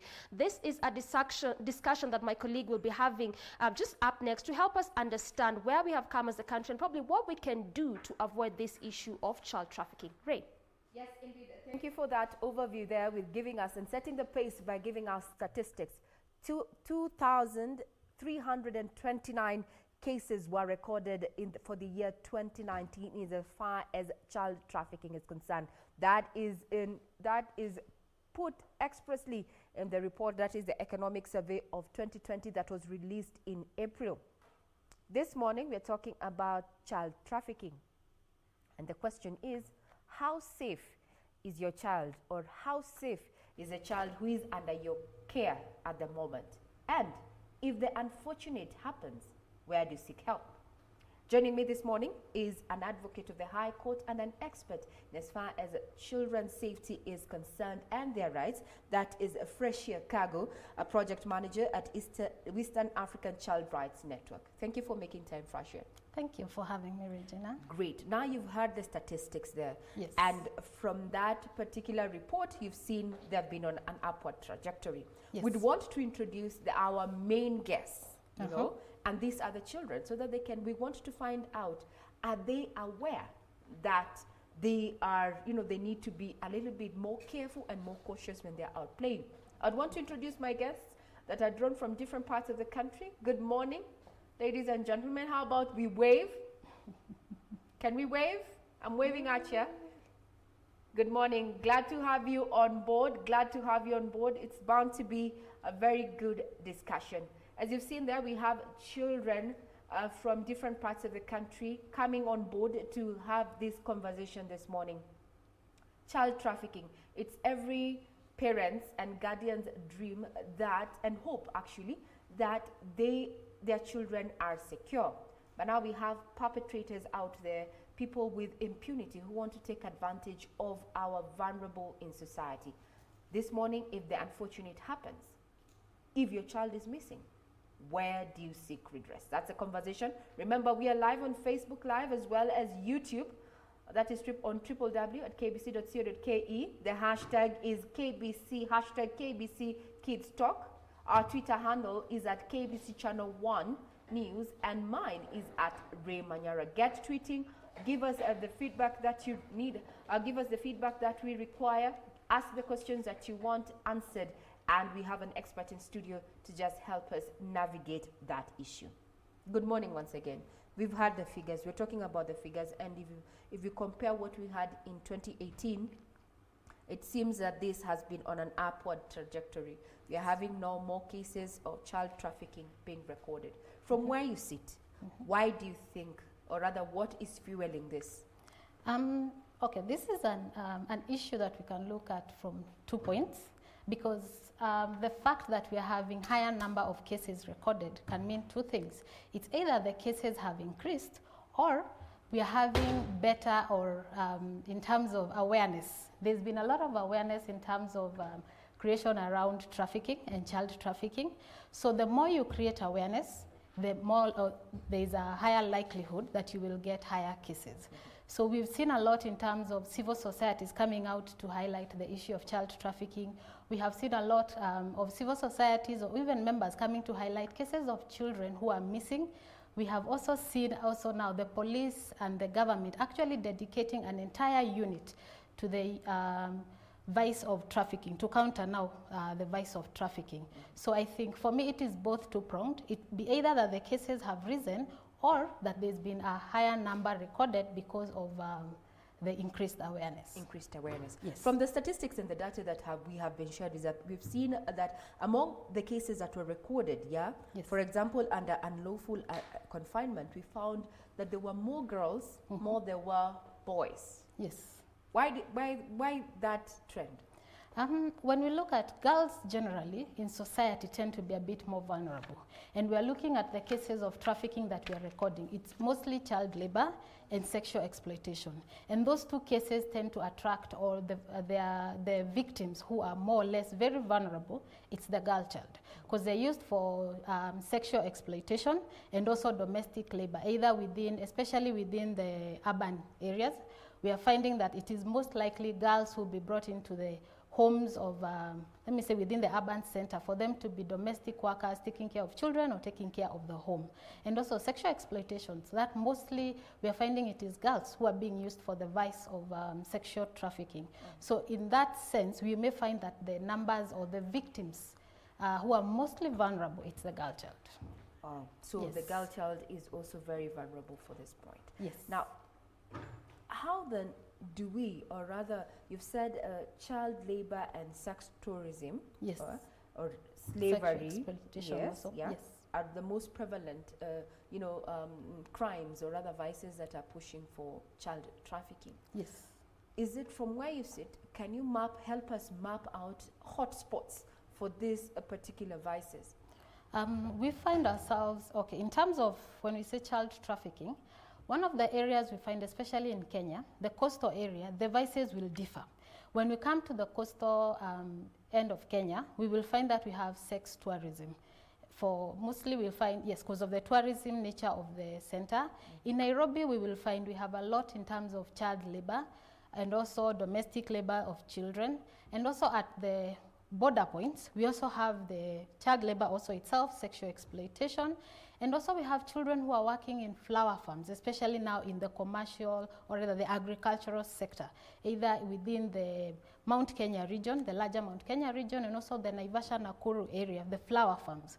So the vices will differ in terms of child trafficking, but the areas, I guess it depends on which area we are really talking about. The urban centers, we find more of the girls or being brought to work within the domestic areas.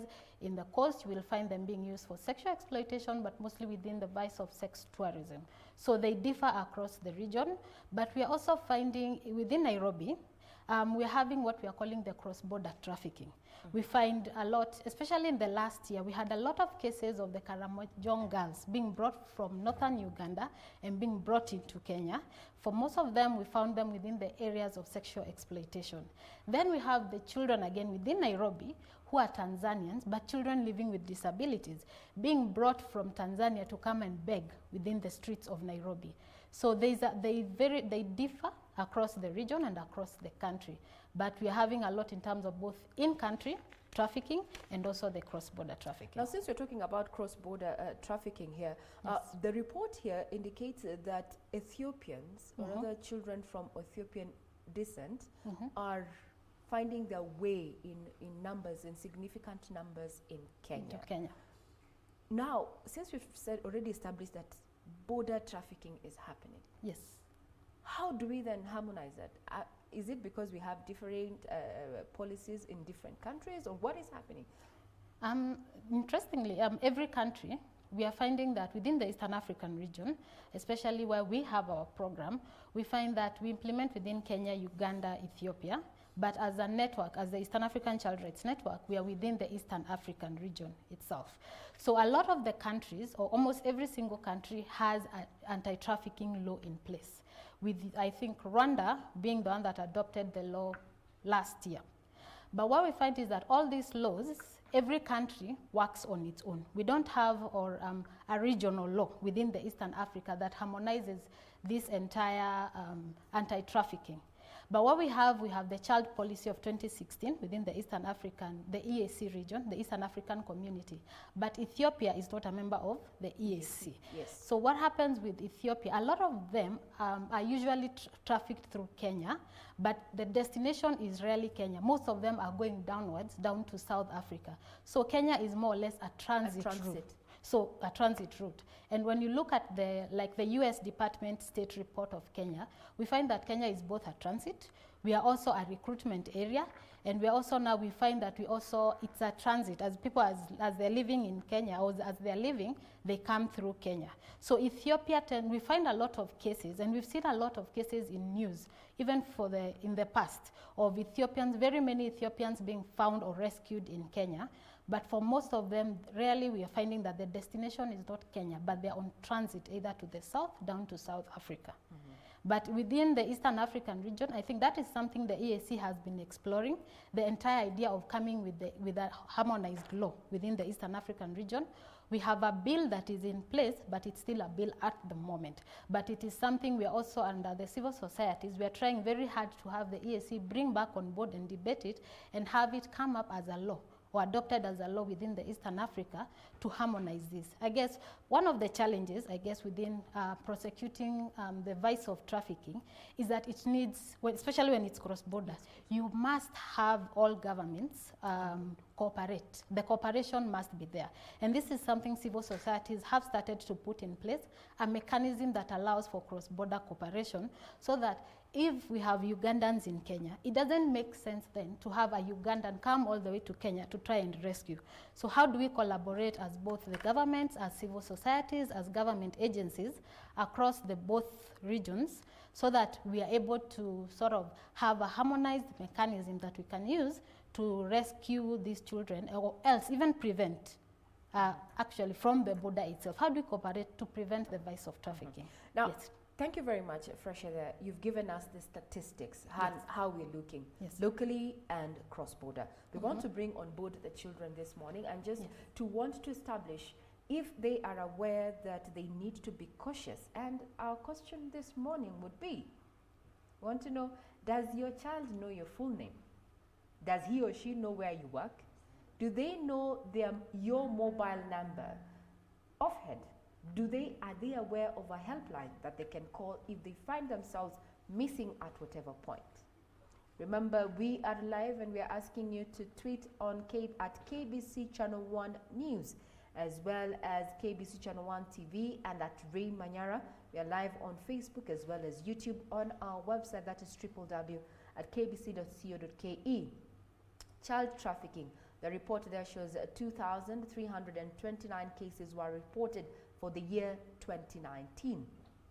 It has shown a total increase of those cases from 2018. Now, Veronica Ekesa. Good morning. Nyongesa, sorry. Veronica Nyongesa, kindly unmute your mic. Vanessa Nyongesa, I can see you kindly. Good morning, how are you? I'm fine. Great to see you. How old are you and where are you from, Veronica?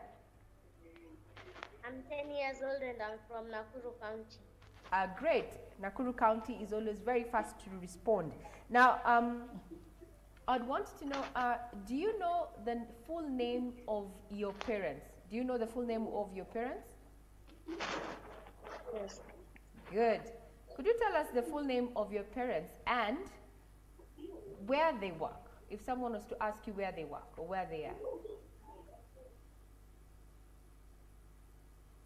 My dad is Maratani Nyongesa. Your mom? Rose Wafula Naso. Good. Quite impressive. Now, would want to, do you go to the market? Do you go out to play? Do you go to the market? No. Good. Are you sent to the shops? Yes. Good. If you were ever to get lost or not to find your way home, do you know of a helpline that you can call? Yes, I know. Kindly give us the helpline number that you would call in the event that you're lost. 116. 116. Now, and if you found yourself lost, you know this number offhand, 116. How would you try to get yourself home or get to someone where they can help you? How would you go about it, Veronica? The police. Thank you very much. That is the police. That is Veronica Nyongesa, who is 10 years old. She says that she knows her name, the full names of her parents, and she also knows that 116 is the number to call in the event that she does not find her way. 10-year-old Veronica Nyongesa coming live to us from Nakuru County. Now we go over Mark Cairo. Mark Cairo. Yes. Good morning. How are you? Yes. Where Fine, are thank you? Where are you right now? I'm on County. Pardon? Mombasa County. Mombasa County. County 001. Kindly tell us, share your age. How old are you? 18 years. You're 18. You're an adult.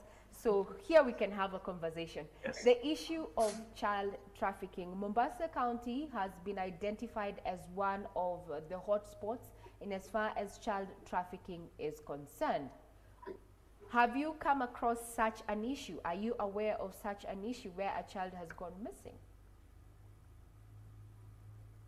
I've never heard of such an issue from my friends. And in the event that you found yourself in an unfamiliar territory, how would you seek help, or what avenues would you use to seek help? First, I called the helpline number.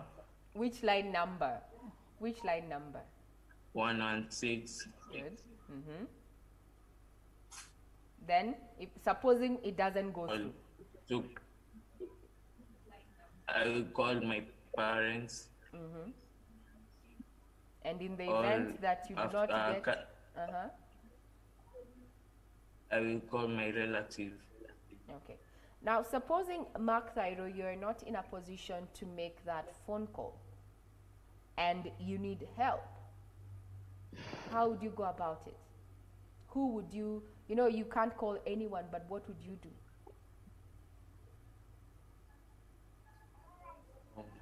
You don't know about it.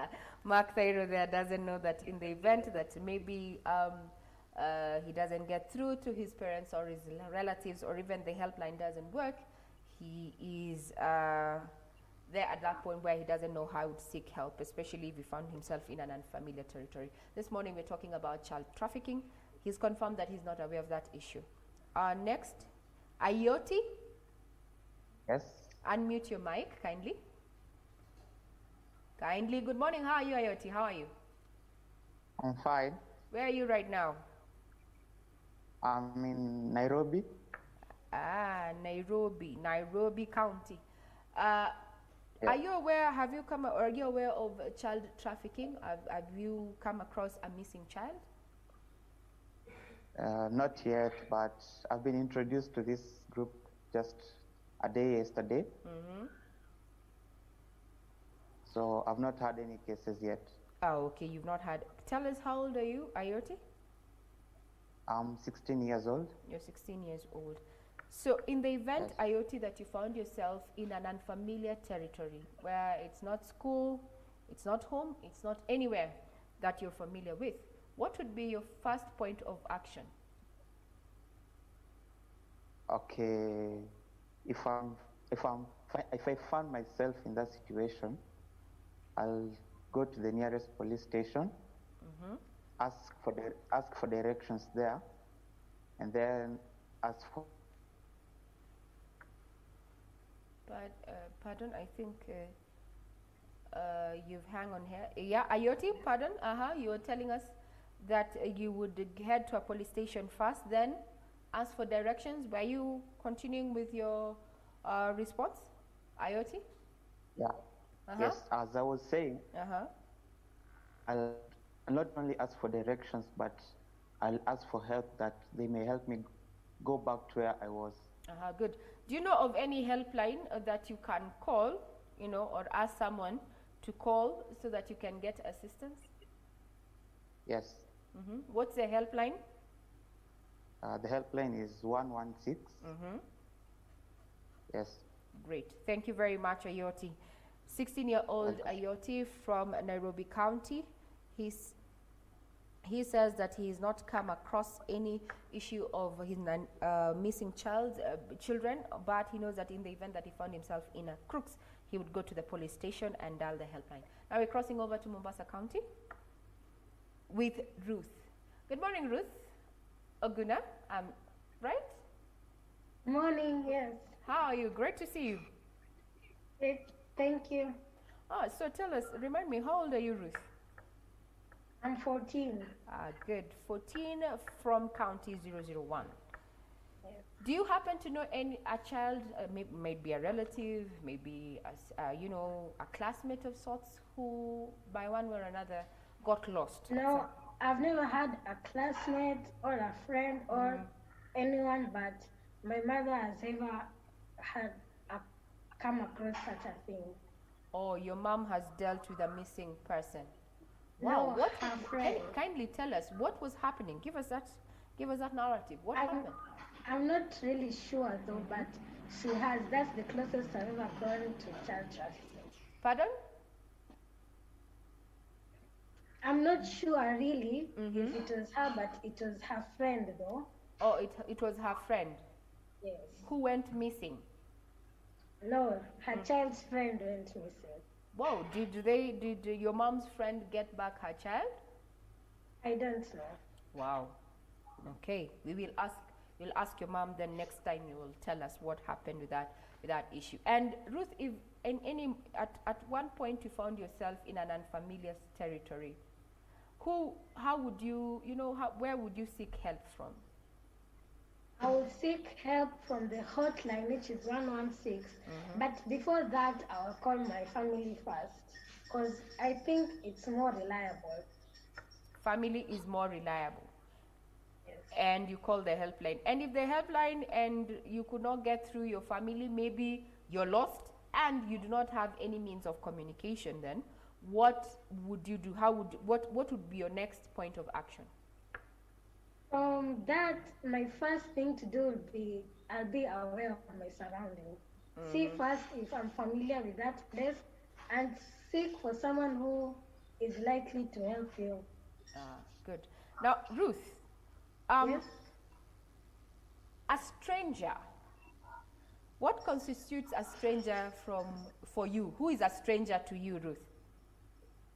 Someone who I don't know. And do you have those conversations with people you don't know? Yes, sometimes. Sometimes. At what points do you have this conversation with people you do not know? In which situations? Indeed, or sometimes when you want to socialize it. When you're socializing. Thank you very much, Ruth. There, who's 14 years old from County 01 Mombasa, there says that she is aware of the hotline number. Now we cross over to Machakos County with Moses. Moses, good morning. Good morning. Great. How old are you, Moses? I'm 15 years old. 15 years old. If you found yourself in an unfamiliar territory, how would you, what would you do to get to your home or where you were comfortable before? First I would call my parents. And if they don't answer, I will call the helpline number, which is 116. Okay. And in the event you're not in a position to make these calls, then what would you do? I will first check my surrounding. If it is, if I don't know it, I would just run to the nearest place where I can get help. Where you can get help. Yeah. Who is a stranger to you, Moses? Who is a stranger?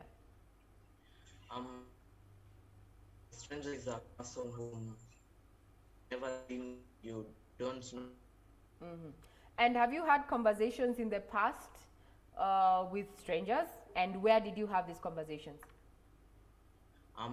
The day that my dad sent me to the supermarket, as I was walking to the supermarket, a guy stopped me and started talking to me. Someone stopped you and started talking to you? Yeah. Was this person male or female? Male. Male. What did they want? They said that my dad said that they should come and pick me up and take me back home. So I was even confused. Wow. So what happened? I just called my parents and to confirm whether if it was true. Since there were people surrounding us at the road, he couldn't take any action. So my dad said it wasn't true. So, and after realizing that, he just ran away. Wow. Okay. How far back was that incident, Moses? That was in 2018. That was 2 years back. Wow. And did your parents ever find out who that person was? They are still following up on that issue. Wow, we're glad that you are okay and even took time to share that particular ordeal. Thank you very much. Thank you for being aware. Now we cross over back to County 001 with Ariana. Good morning, Ariana. Good morning. Hi. I'm fine. Great to see you. Good to see you too. So, in the event, Ariana, that you found yourself lost somewhere, what would you do? What would be your first line of action, Ariana?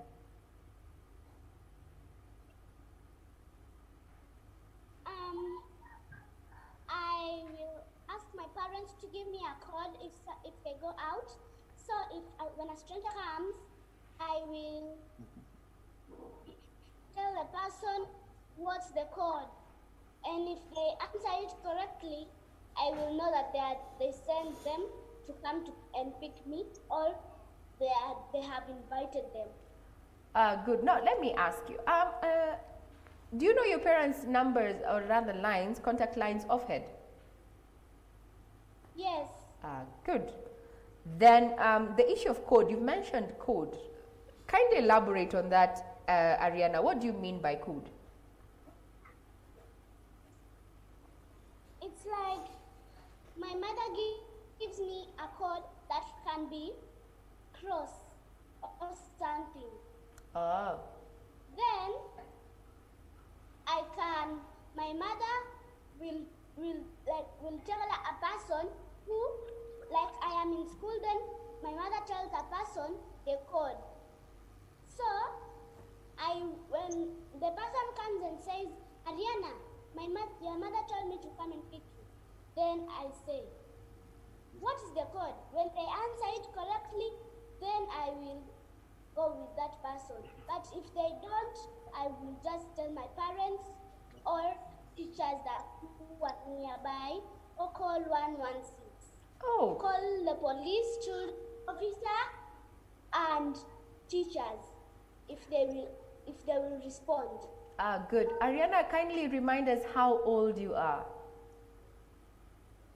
I am 8. Ariana is 8 years old and has already a code that the mom uses, especially when she has to be picked from school, saying that if a stranger approaches her, they have to give us that particular code that has been used.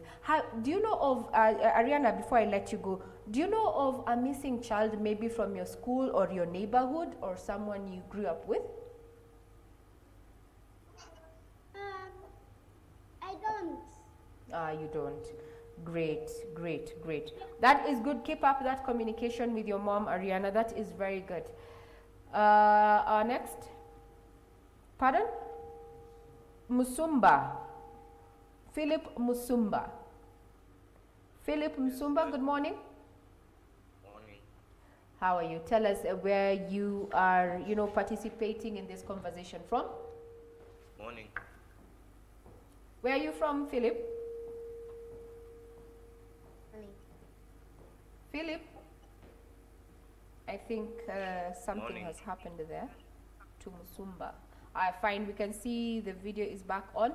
Tell us where you are coming from, Philip. I'm coming from Kakamega County. Oh, you're in Kakamega County. And how old are you? I'm 17. Good, 17 years old. Now, in the event that you found yourself in an unfamiliar territory, Philip, what would be your first line of action?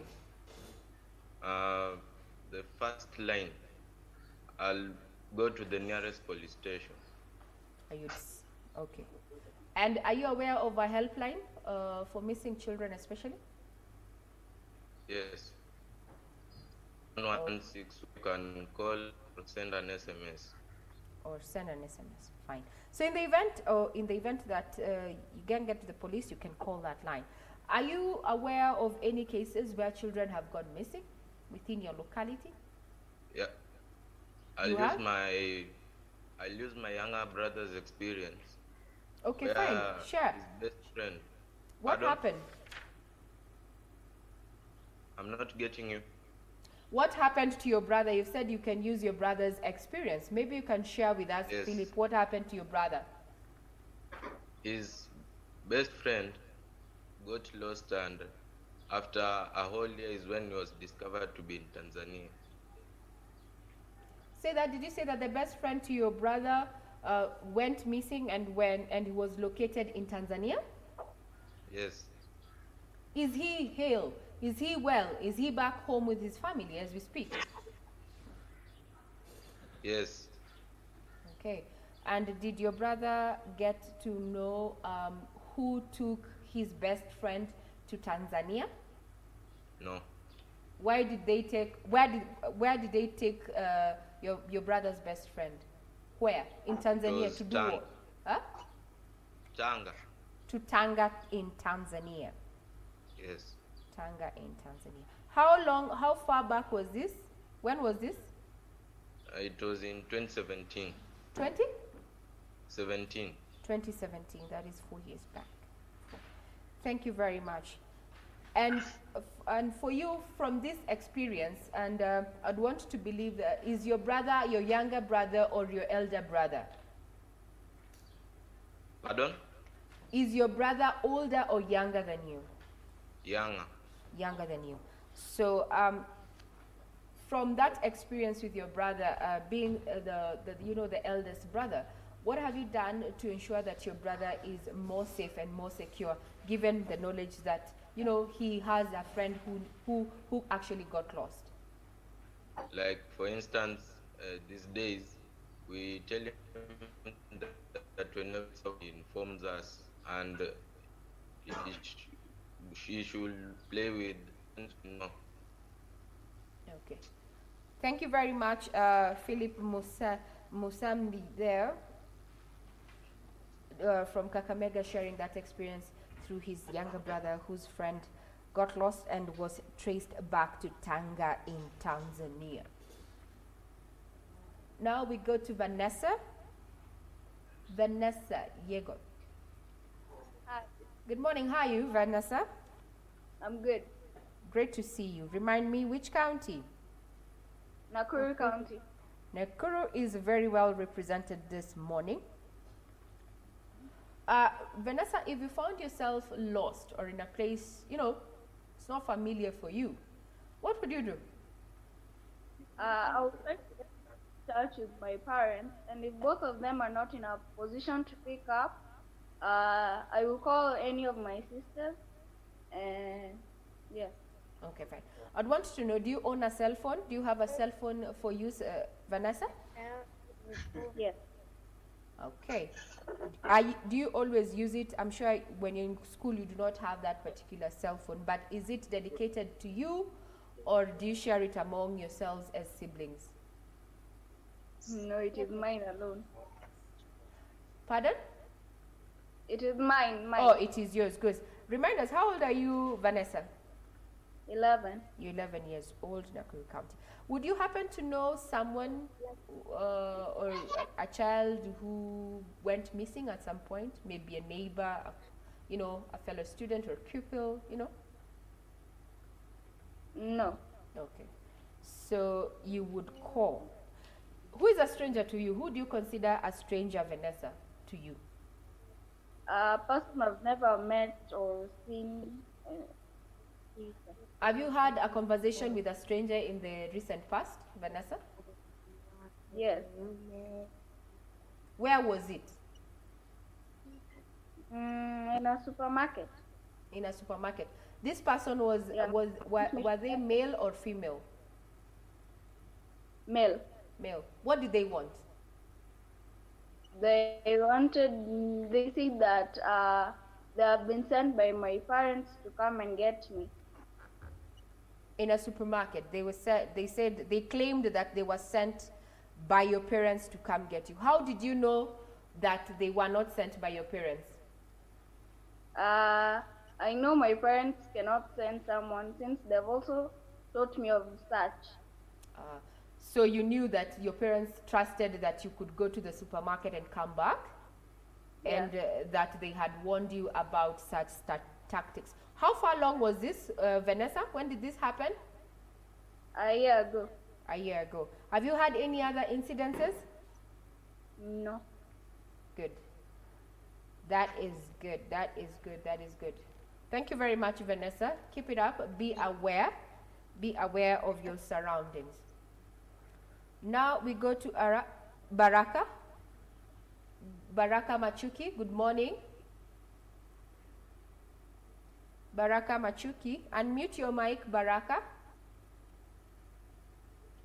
Baraka Machuki, kindly unmute your mic. Thank you very much. Now we can speak. Good morning, Baraka. How are you? Great. We can I'm see fine. You. Great, great, great. We are also fine. Tell us, how old are you, Baraka, and where are you right now? I'm from Nakuru County and I'm 11 years, turning 12 the next week. Oh yes, I remember. Next week when we're having the budget being read. Which date in particular, Baraka? Which date? 15th. You have to look at the 15th. calendar to remember your birthday, Baraka. Really? You had to check the calendar. I thought unajua birthday ni alini. Aya, sawa. June 15th it is, turning 12. All the best for your birthday. Now, do you know your parents' contact lines offhand? Yes. Good.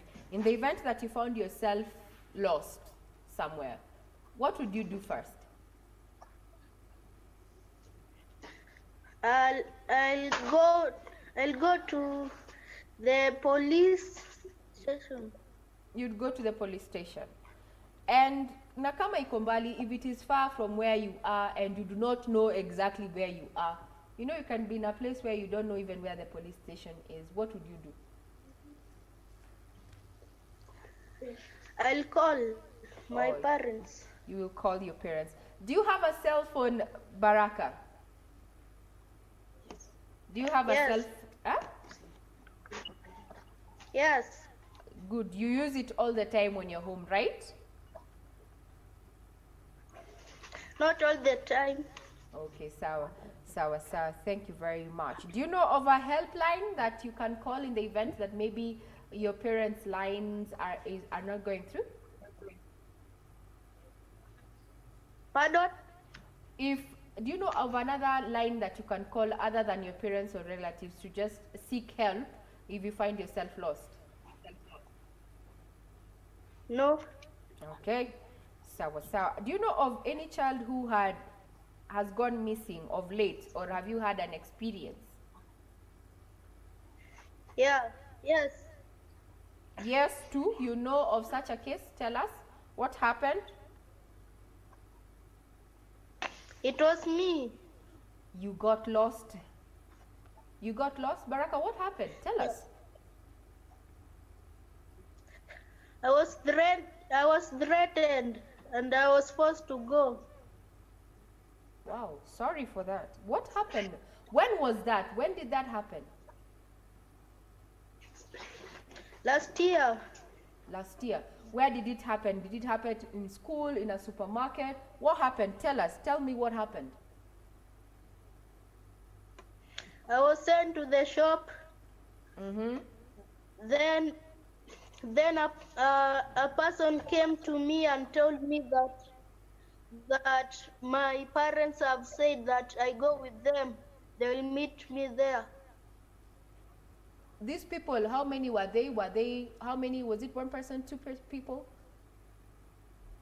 One person. It was one person. Male or female? Male. They were trying to steal my bike. Oh, so you were cycling. How did you get out of that situation, Baraka? What happened? I went to the nearest shop. Then I gave the shop owner my parents' number. Then they called my mom. Then they came to pick me up. I'm so sorry that happened to you, Baraka, but I'm so happy that you are here and you're here with us, giving us that information.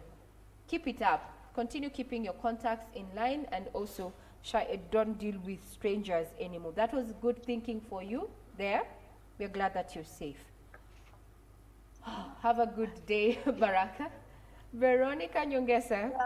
What about the tablets? Baraka, what you were saying before we got disconnected? Baraka, you were saying?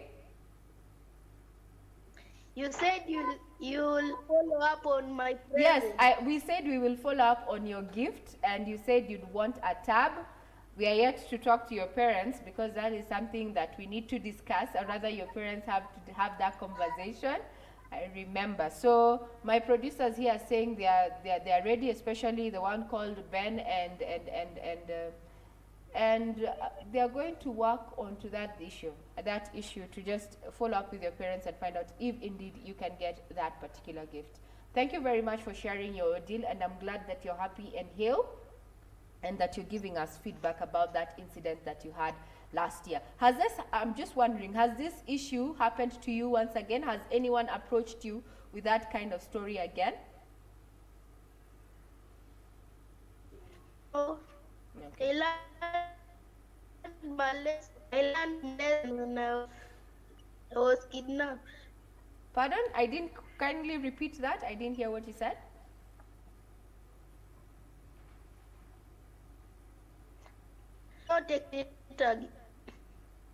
I didn't quite get you there.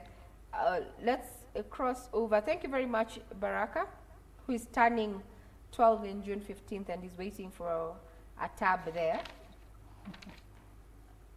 Crossing over to now, as you've heard, that's quite a lot of information, and I think we need to start off from the most recent one that you've had. Yes. This is an experience that an 11-year-old has gone through. They were approached by someone, and it's also Vanessa also went through it the same from Nakuru, saying that someone claimed that they had been sent by their parents to come collect them. Then, just borrowing up from the report, says that some of what is happening is that 40% of children who are recruited or rather taken away had the involvement of a member, family member or relative, and also strangers. Now we're dealing with strangers. What do we do? I mean, how do we empower our children? I think from what we are seeing, I would start by commending those children, because you can see that they sat and thought, and they are wary of strangers, because you can see them saying, no, let me call my mom, or let me verify with my mother if this is something that is true. So even when you're seeing the last, as he says, he was forced to go. He wasn't voluntary. So I think from the very first thing we have to do is to first of all empower our children. As parents, we have to empower our children to know that, because we are not always there to watch them 24/7. Sometimes they're in school, they're working from school, they're going out to play with their friends. So it's to first of all teach children to be wary of strangers, and it's also being able to have that conversation as a parent with your child. Do they talk to you? Do they tell you of the incident that happened to them? Because the first thing, we know children, by their very nature, they are very trusting. You tell a child this, and they will believe you, because they don't really have a reason not to.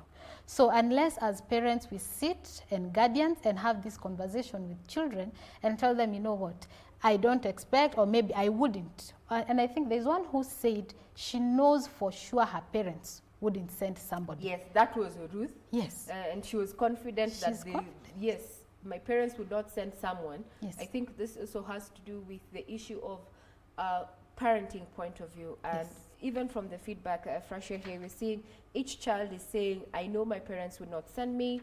There's Ariana from Mombasa who says they do coding with the mom. Yes.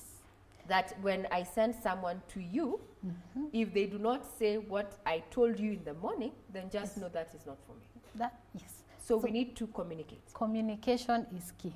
It is very key. And I think for me, I commend that parent. The fact that she has sat and thought and told her girl, you see, unless someone gives you this code, then it is not me sending you. So that entire idea of protecting your children, it starts from at home.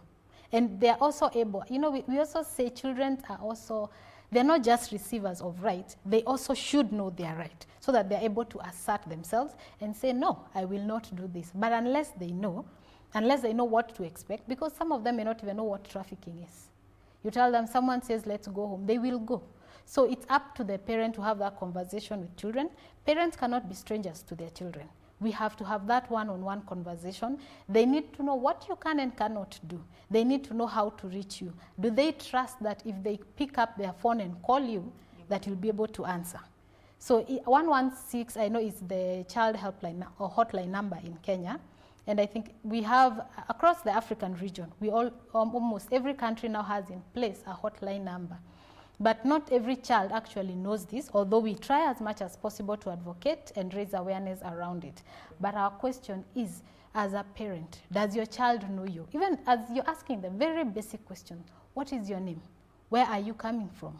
What's your mother's name? What's your father's name? What's their phone number? Because even today, for us, if we do a rescue, it takes a lot of time for us to try and track a child. Because there are those who will tell you, mama ni mama and baba ni baba. Or they don't know their name. Mama. Yes. So the very basic things that we can teach our children, like just making sure that they know your name or their name, where they come from, who to contact, where to go, who they can trust.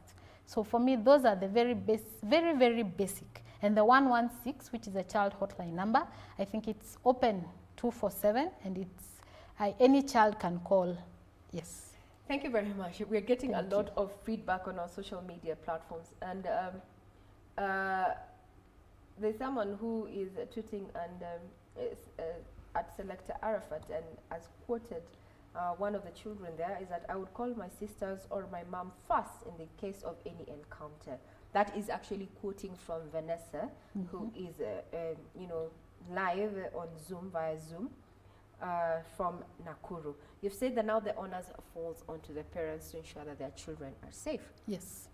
But also now let's look at, for me as a parent, today I have sent my daughter out and she's not come back. I have gone back to the supermarket or the shop that I sent her. No one, she was there, but she's not there. Yes.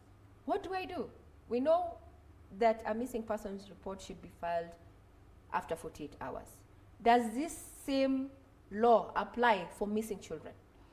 I don't think so.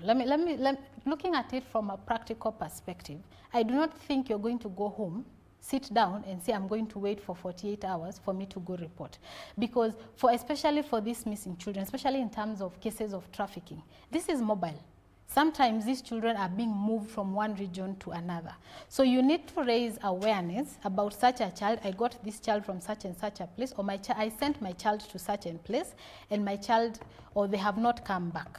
So you cannot wait for 48 hours, because by 48 hours that child may have crossed a border. So you have to act very fast as a parent.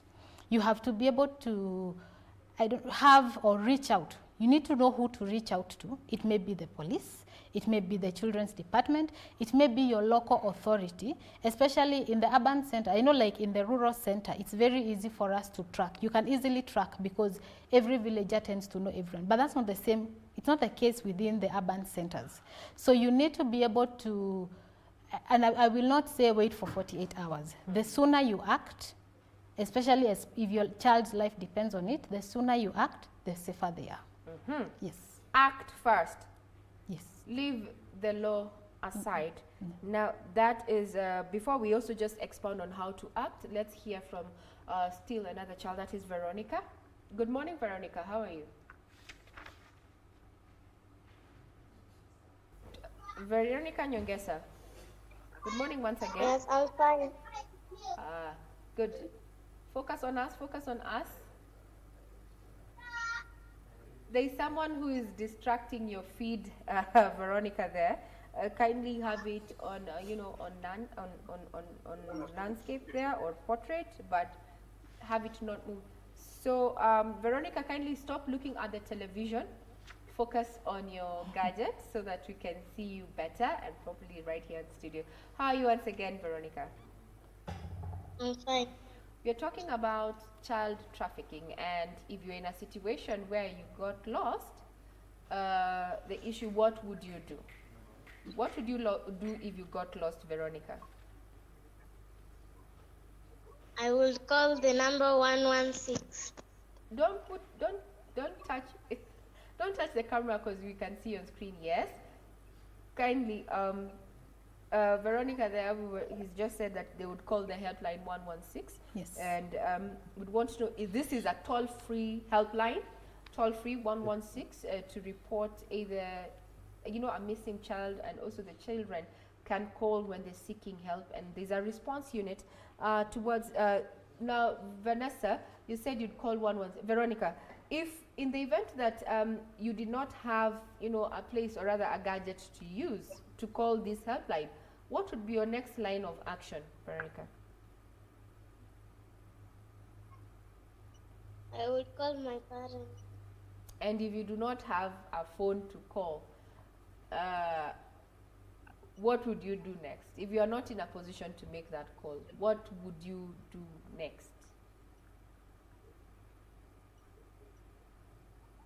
I would have gone to the nearest shop and tell him or her the number of my parents, and I will call them. The person who is distracting you while you're giving us our feedback, kindly let Veronica talk to us directly, and kindly don't touch the screen there. So Veronica, I'd want to know, do you know of a missing child within your locality, your neighbor, people in your school, or someone you know? Have you heard of such a case? No. Okay, fine. Thank you very much, Veronica, for coming on board there. She's saying there that she would call the helpline and also call her parents. Yes. Let's go back to the conversation about how parents should react in the event that their children, or guardians for that matter, react if the unfortunate happens, because no one wants to lose a child. Yes. That you need to act fast. Mm-hmm. But now there's the issue of, you've said it depends on where I am. Yes. Is it safe? Is it advisable for me to put the information on social media? No. There's always the issue of child safeguarding, which is where we say it's a do no harm policy. Whatever you do should not put your child in further danger. So my take, or what we usually advise is, one, try and get the authorities involved. Try and we have organizations, we have like the missing child in Kenya that help you track your children. So putting on social media, while it may help in the sense of trying to create awareness, they do this, but they also have to tag. It's not just who are you calling. Because as much as you're putting a social media post, you need to tag as in where do they respond, who do they respond to. You need to have all these details of where was your last child seen, the description, and you need to have a lot of people trying to reach out for these children. So the most advisable also is also get the authorities involved, the police involved, because it's a crime. Trafficking itself is a crime. So as much as we are trying to say, today it's the era of social media, because it has two-pronged approach. You can put it in social media and the worst happens, or you can put it in social media and someone tracks it. But when you have a lot of people, even the police monitoring, like today we have the Anti-Human Trafficking and Child Protection Unit. What they do is, their entire role is to track cases of child trafficking. But they also have a digital presence, media. So they're able to track, if I post something today, something on sexual abuse or sexual exploitation of children, they're able to track my IP address. So as much as, even when we are putting this out there, any response that they get, they're able to track the same. So it's not just, you're not alone in the journey.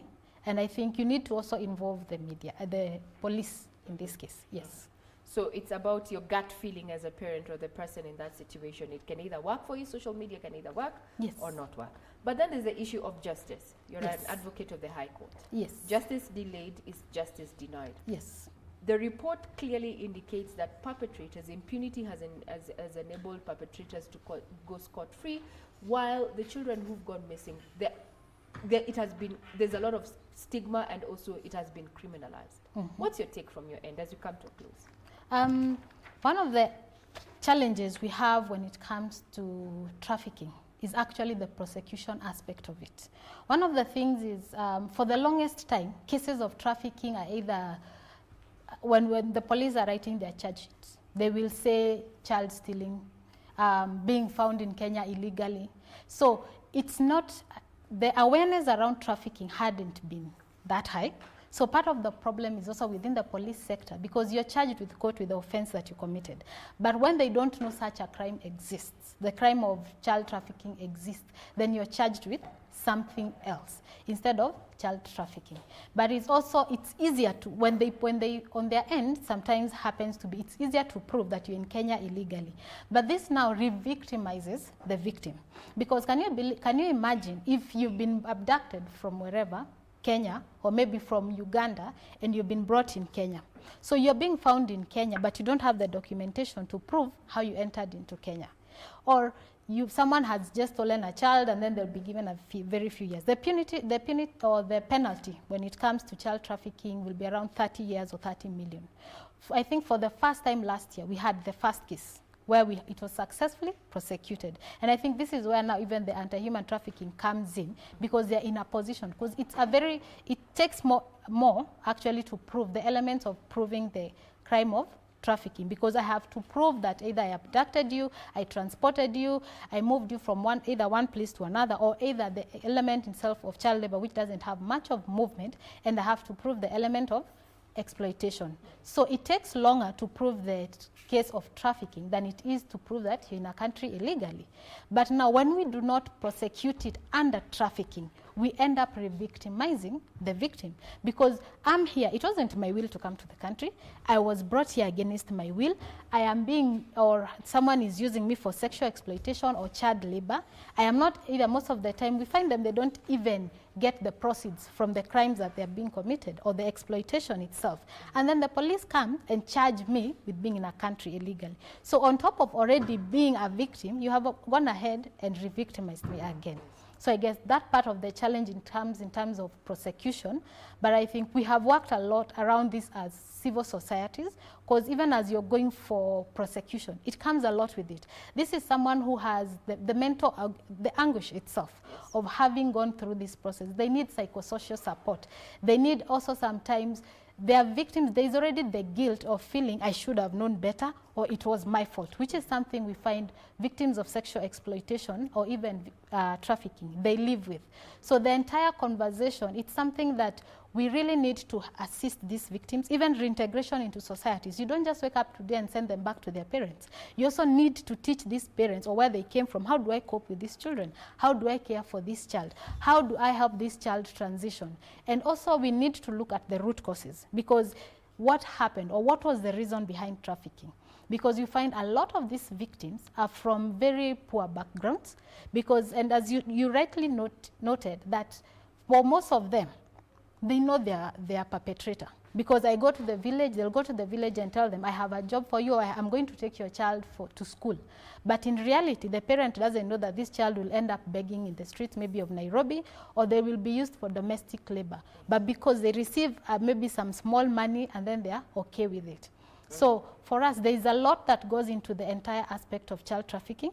And also in terms of prosecution, the police have always been saying, let us know this, let us know that these cases are happening. And for us, it is very good to know that there is an entire police unit dedicated to the crime of fighting the vice of counter-trafficking. Yes. Very well said. Our guest this morning has been the project manager of Eastern Africa Child Rights Network, that is Frashe Kago, who is also an advocate at the High Court, saying that we need to do something, especially when it comes to justice system, as well as when looking at the prosecution, and also the police need to be aware that child trafficking is on the rise, or rather more cases are being reported, meaning that there is more awareness, but we have a long way to go there. Challenge to parents and guardians this morning is that you need to have that open conversation with your child at home. Tell them, you know, the do's and don'ts. Don't talk to strangers. Have a code like what we've just had here from our child, who is one of our participants, that is Ariana, saying that the mom and her have a code that ensures that she knows who is to pick her from school. And this has kept her out of trouble. We want to give thanks to each and every person who participated, especially Veronica Nyengesa, Mark Thairo, Ayoti of Nairobi, Ruth Oguna from Mombasa, Moses as well as Baraka there from Nakuru, who had a near experience and said that the only thing that saved him is that he had to go to a shop and tell them that these people want to take me away and this is my number, this and all them. Thank you very much. That happened to him last year, but he's hale and he's participated in this conversation. Vanessa Yegon also had a similar experience in the supermarket, but she was able to identify and say that these are not people that are good for me. Have that conversation. Be aware as a child, and also be aware as a parent that your child needs to know the do's and don'ts and remain safe. At the end of the day, no parent or guardian wants to lose their child.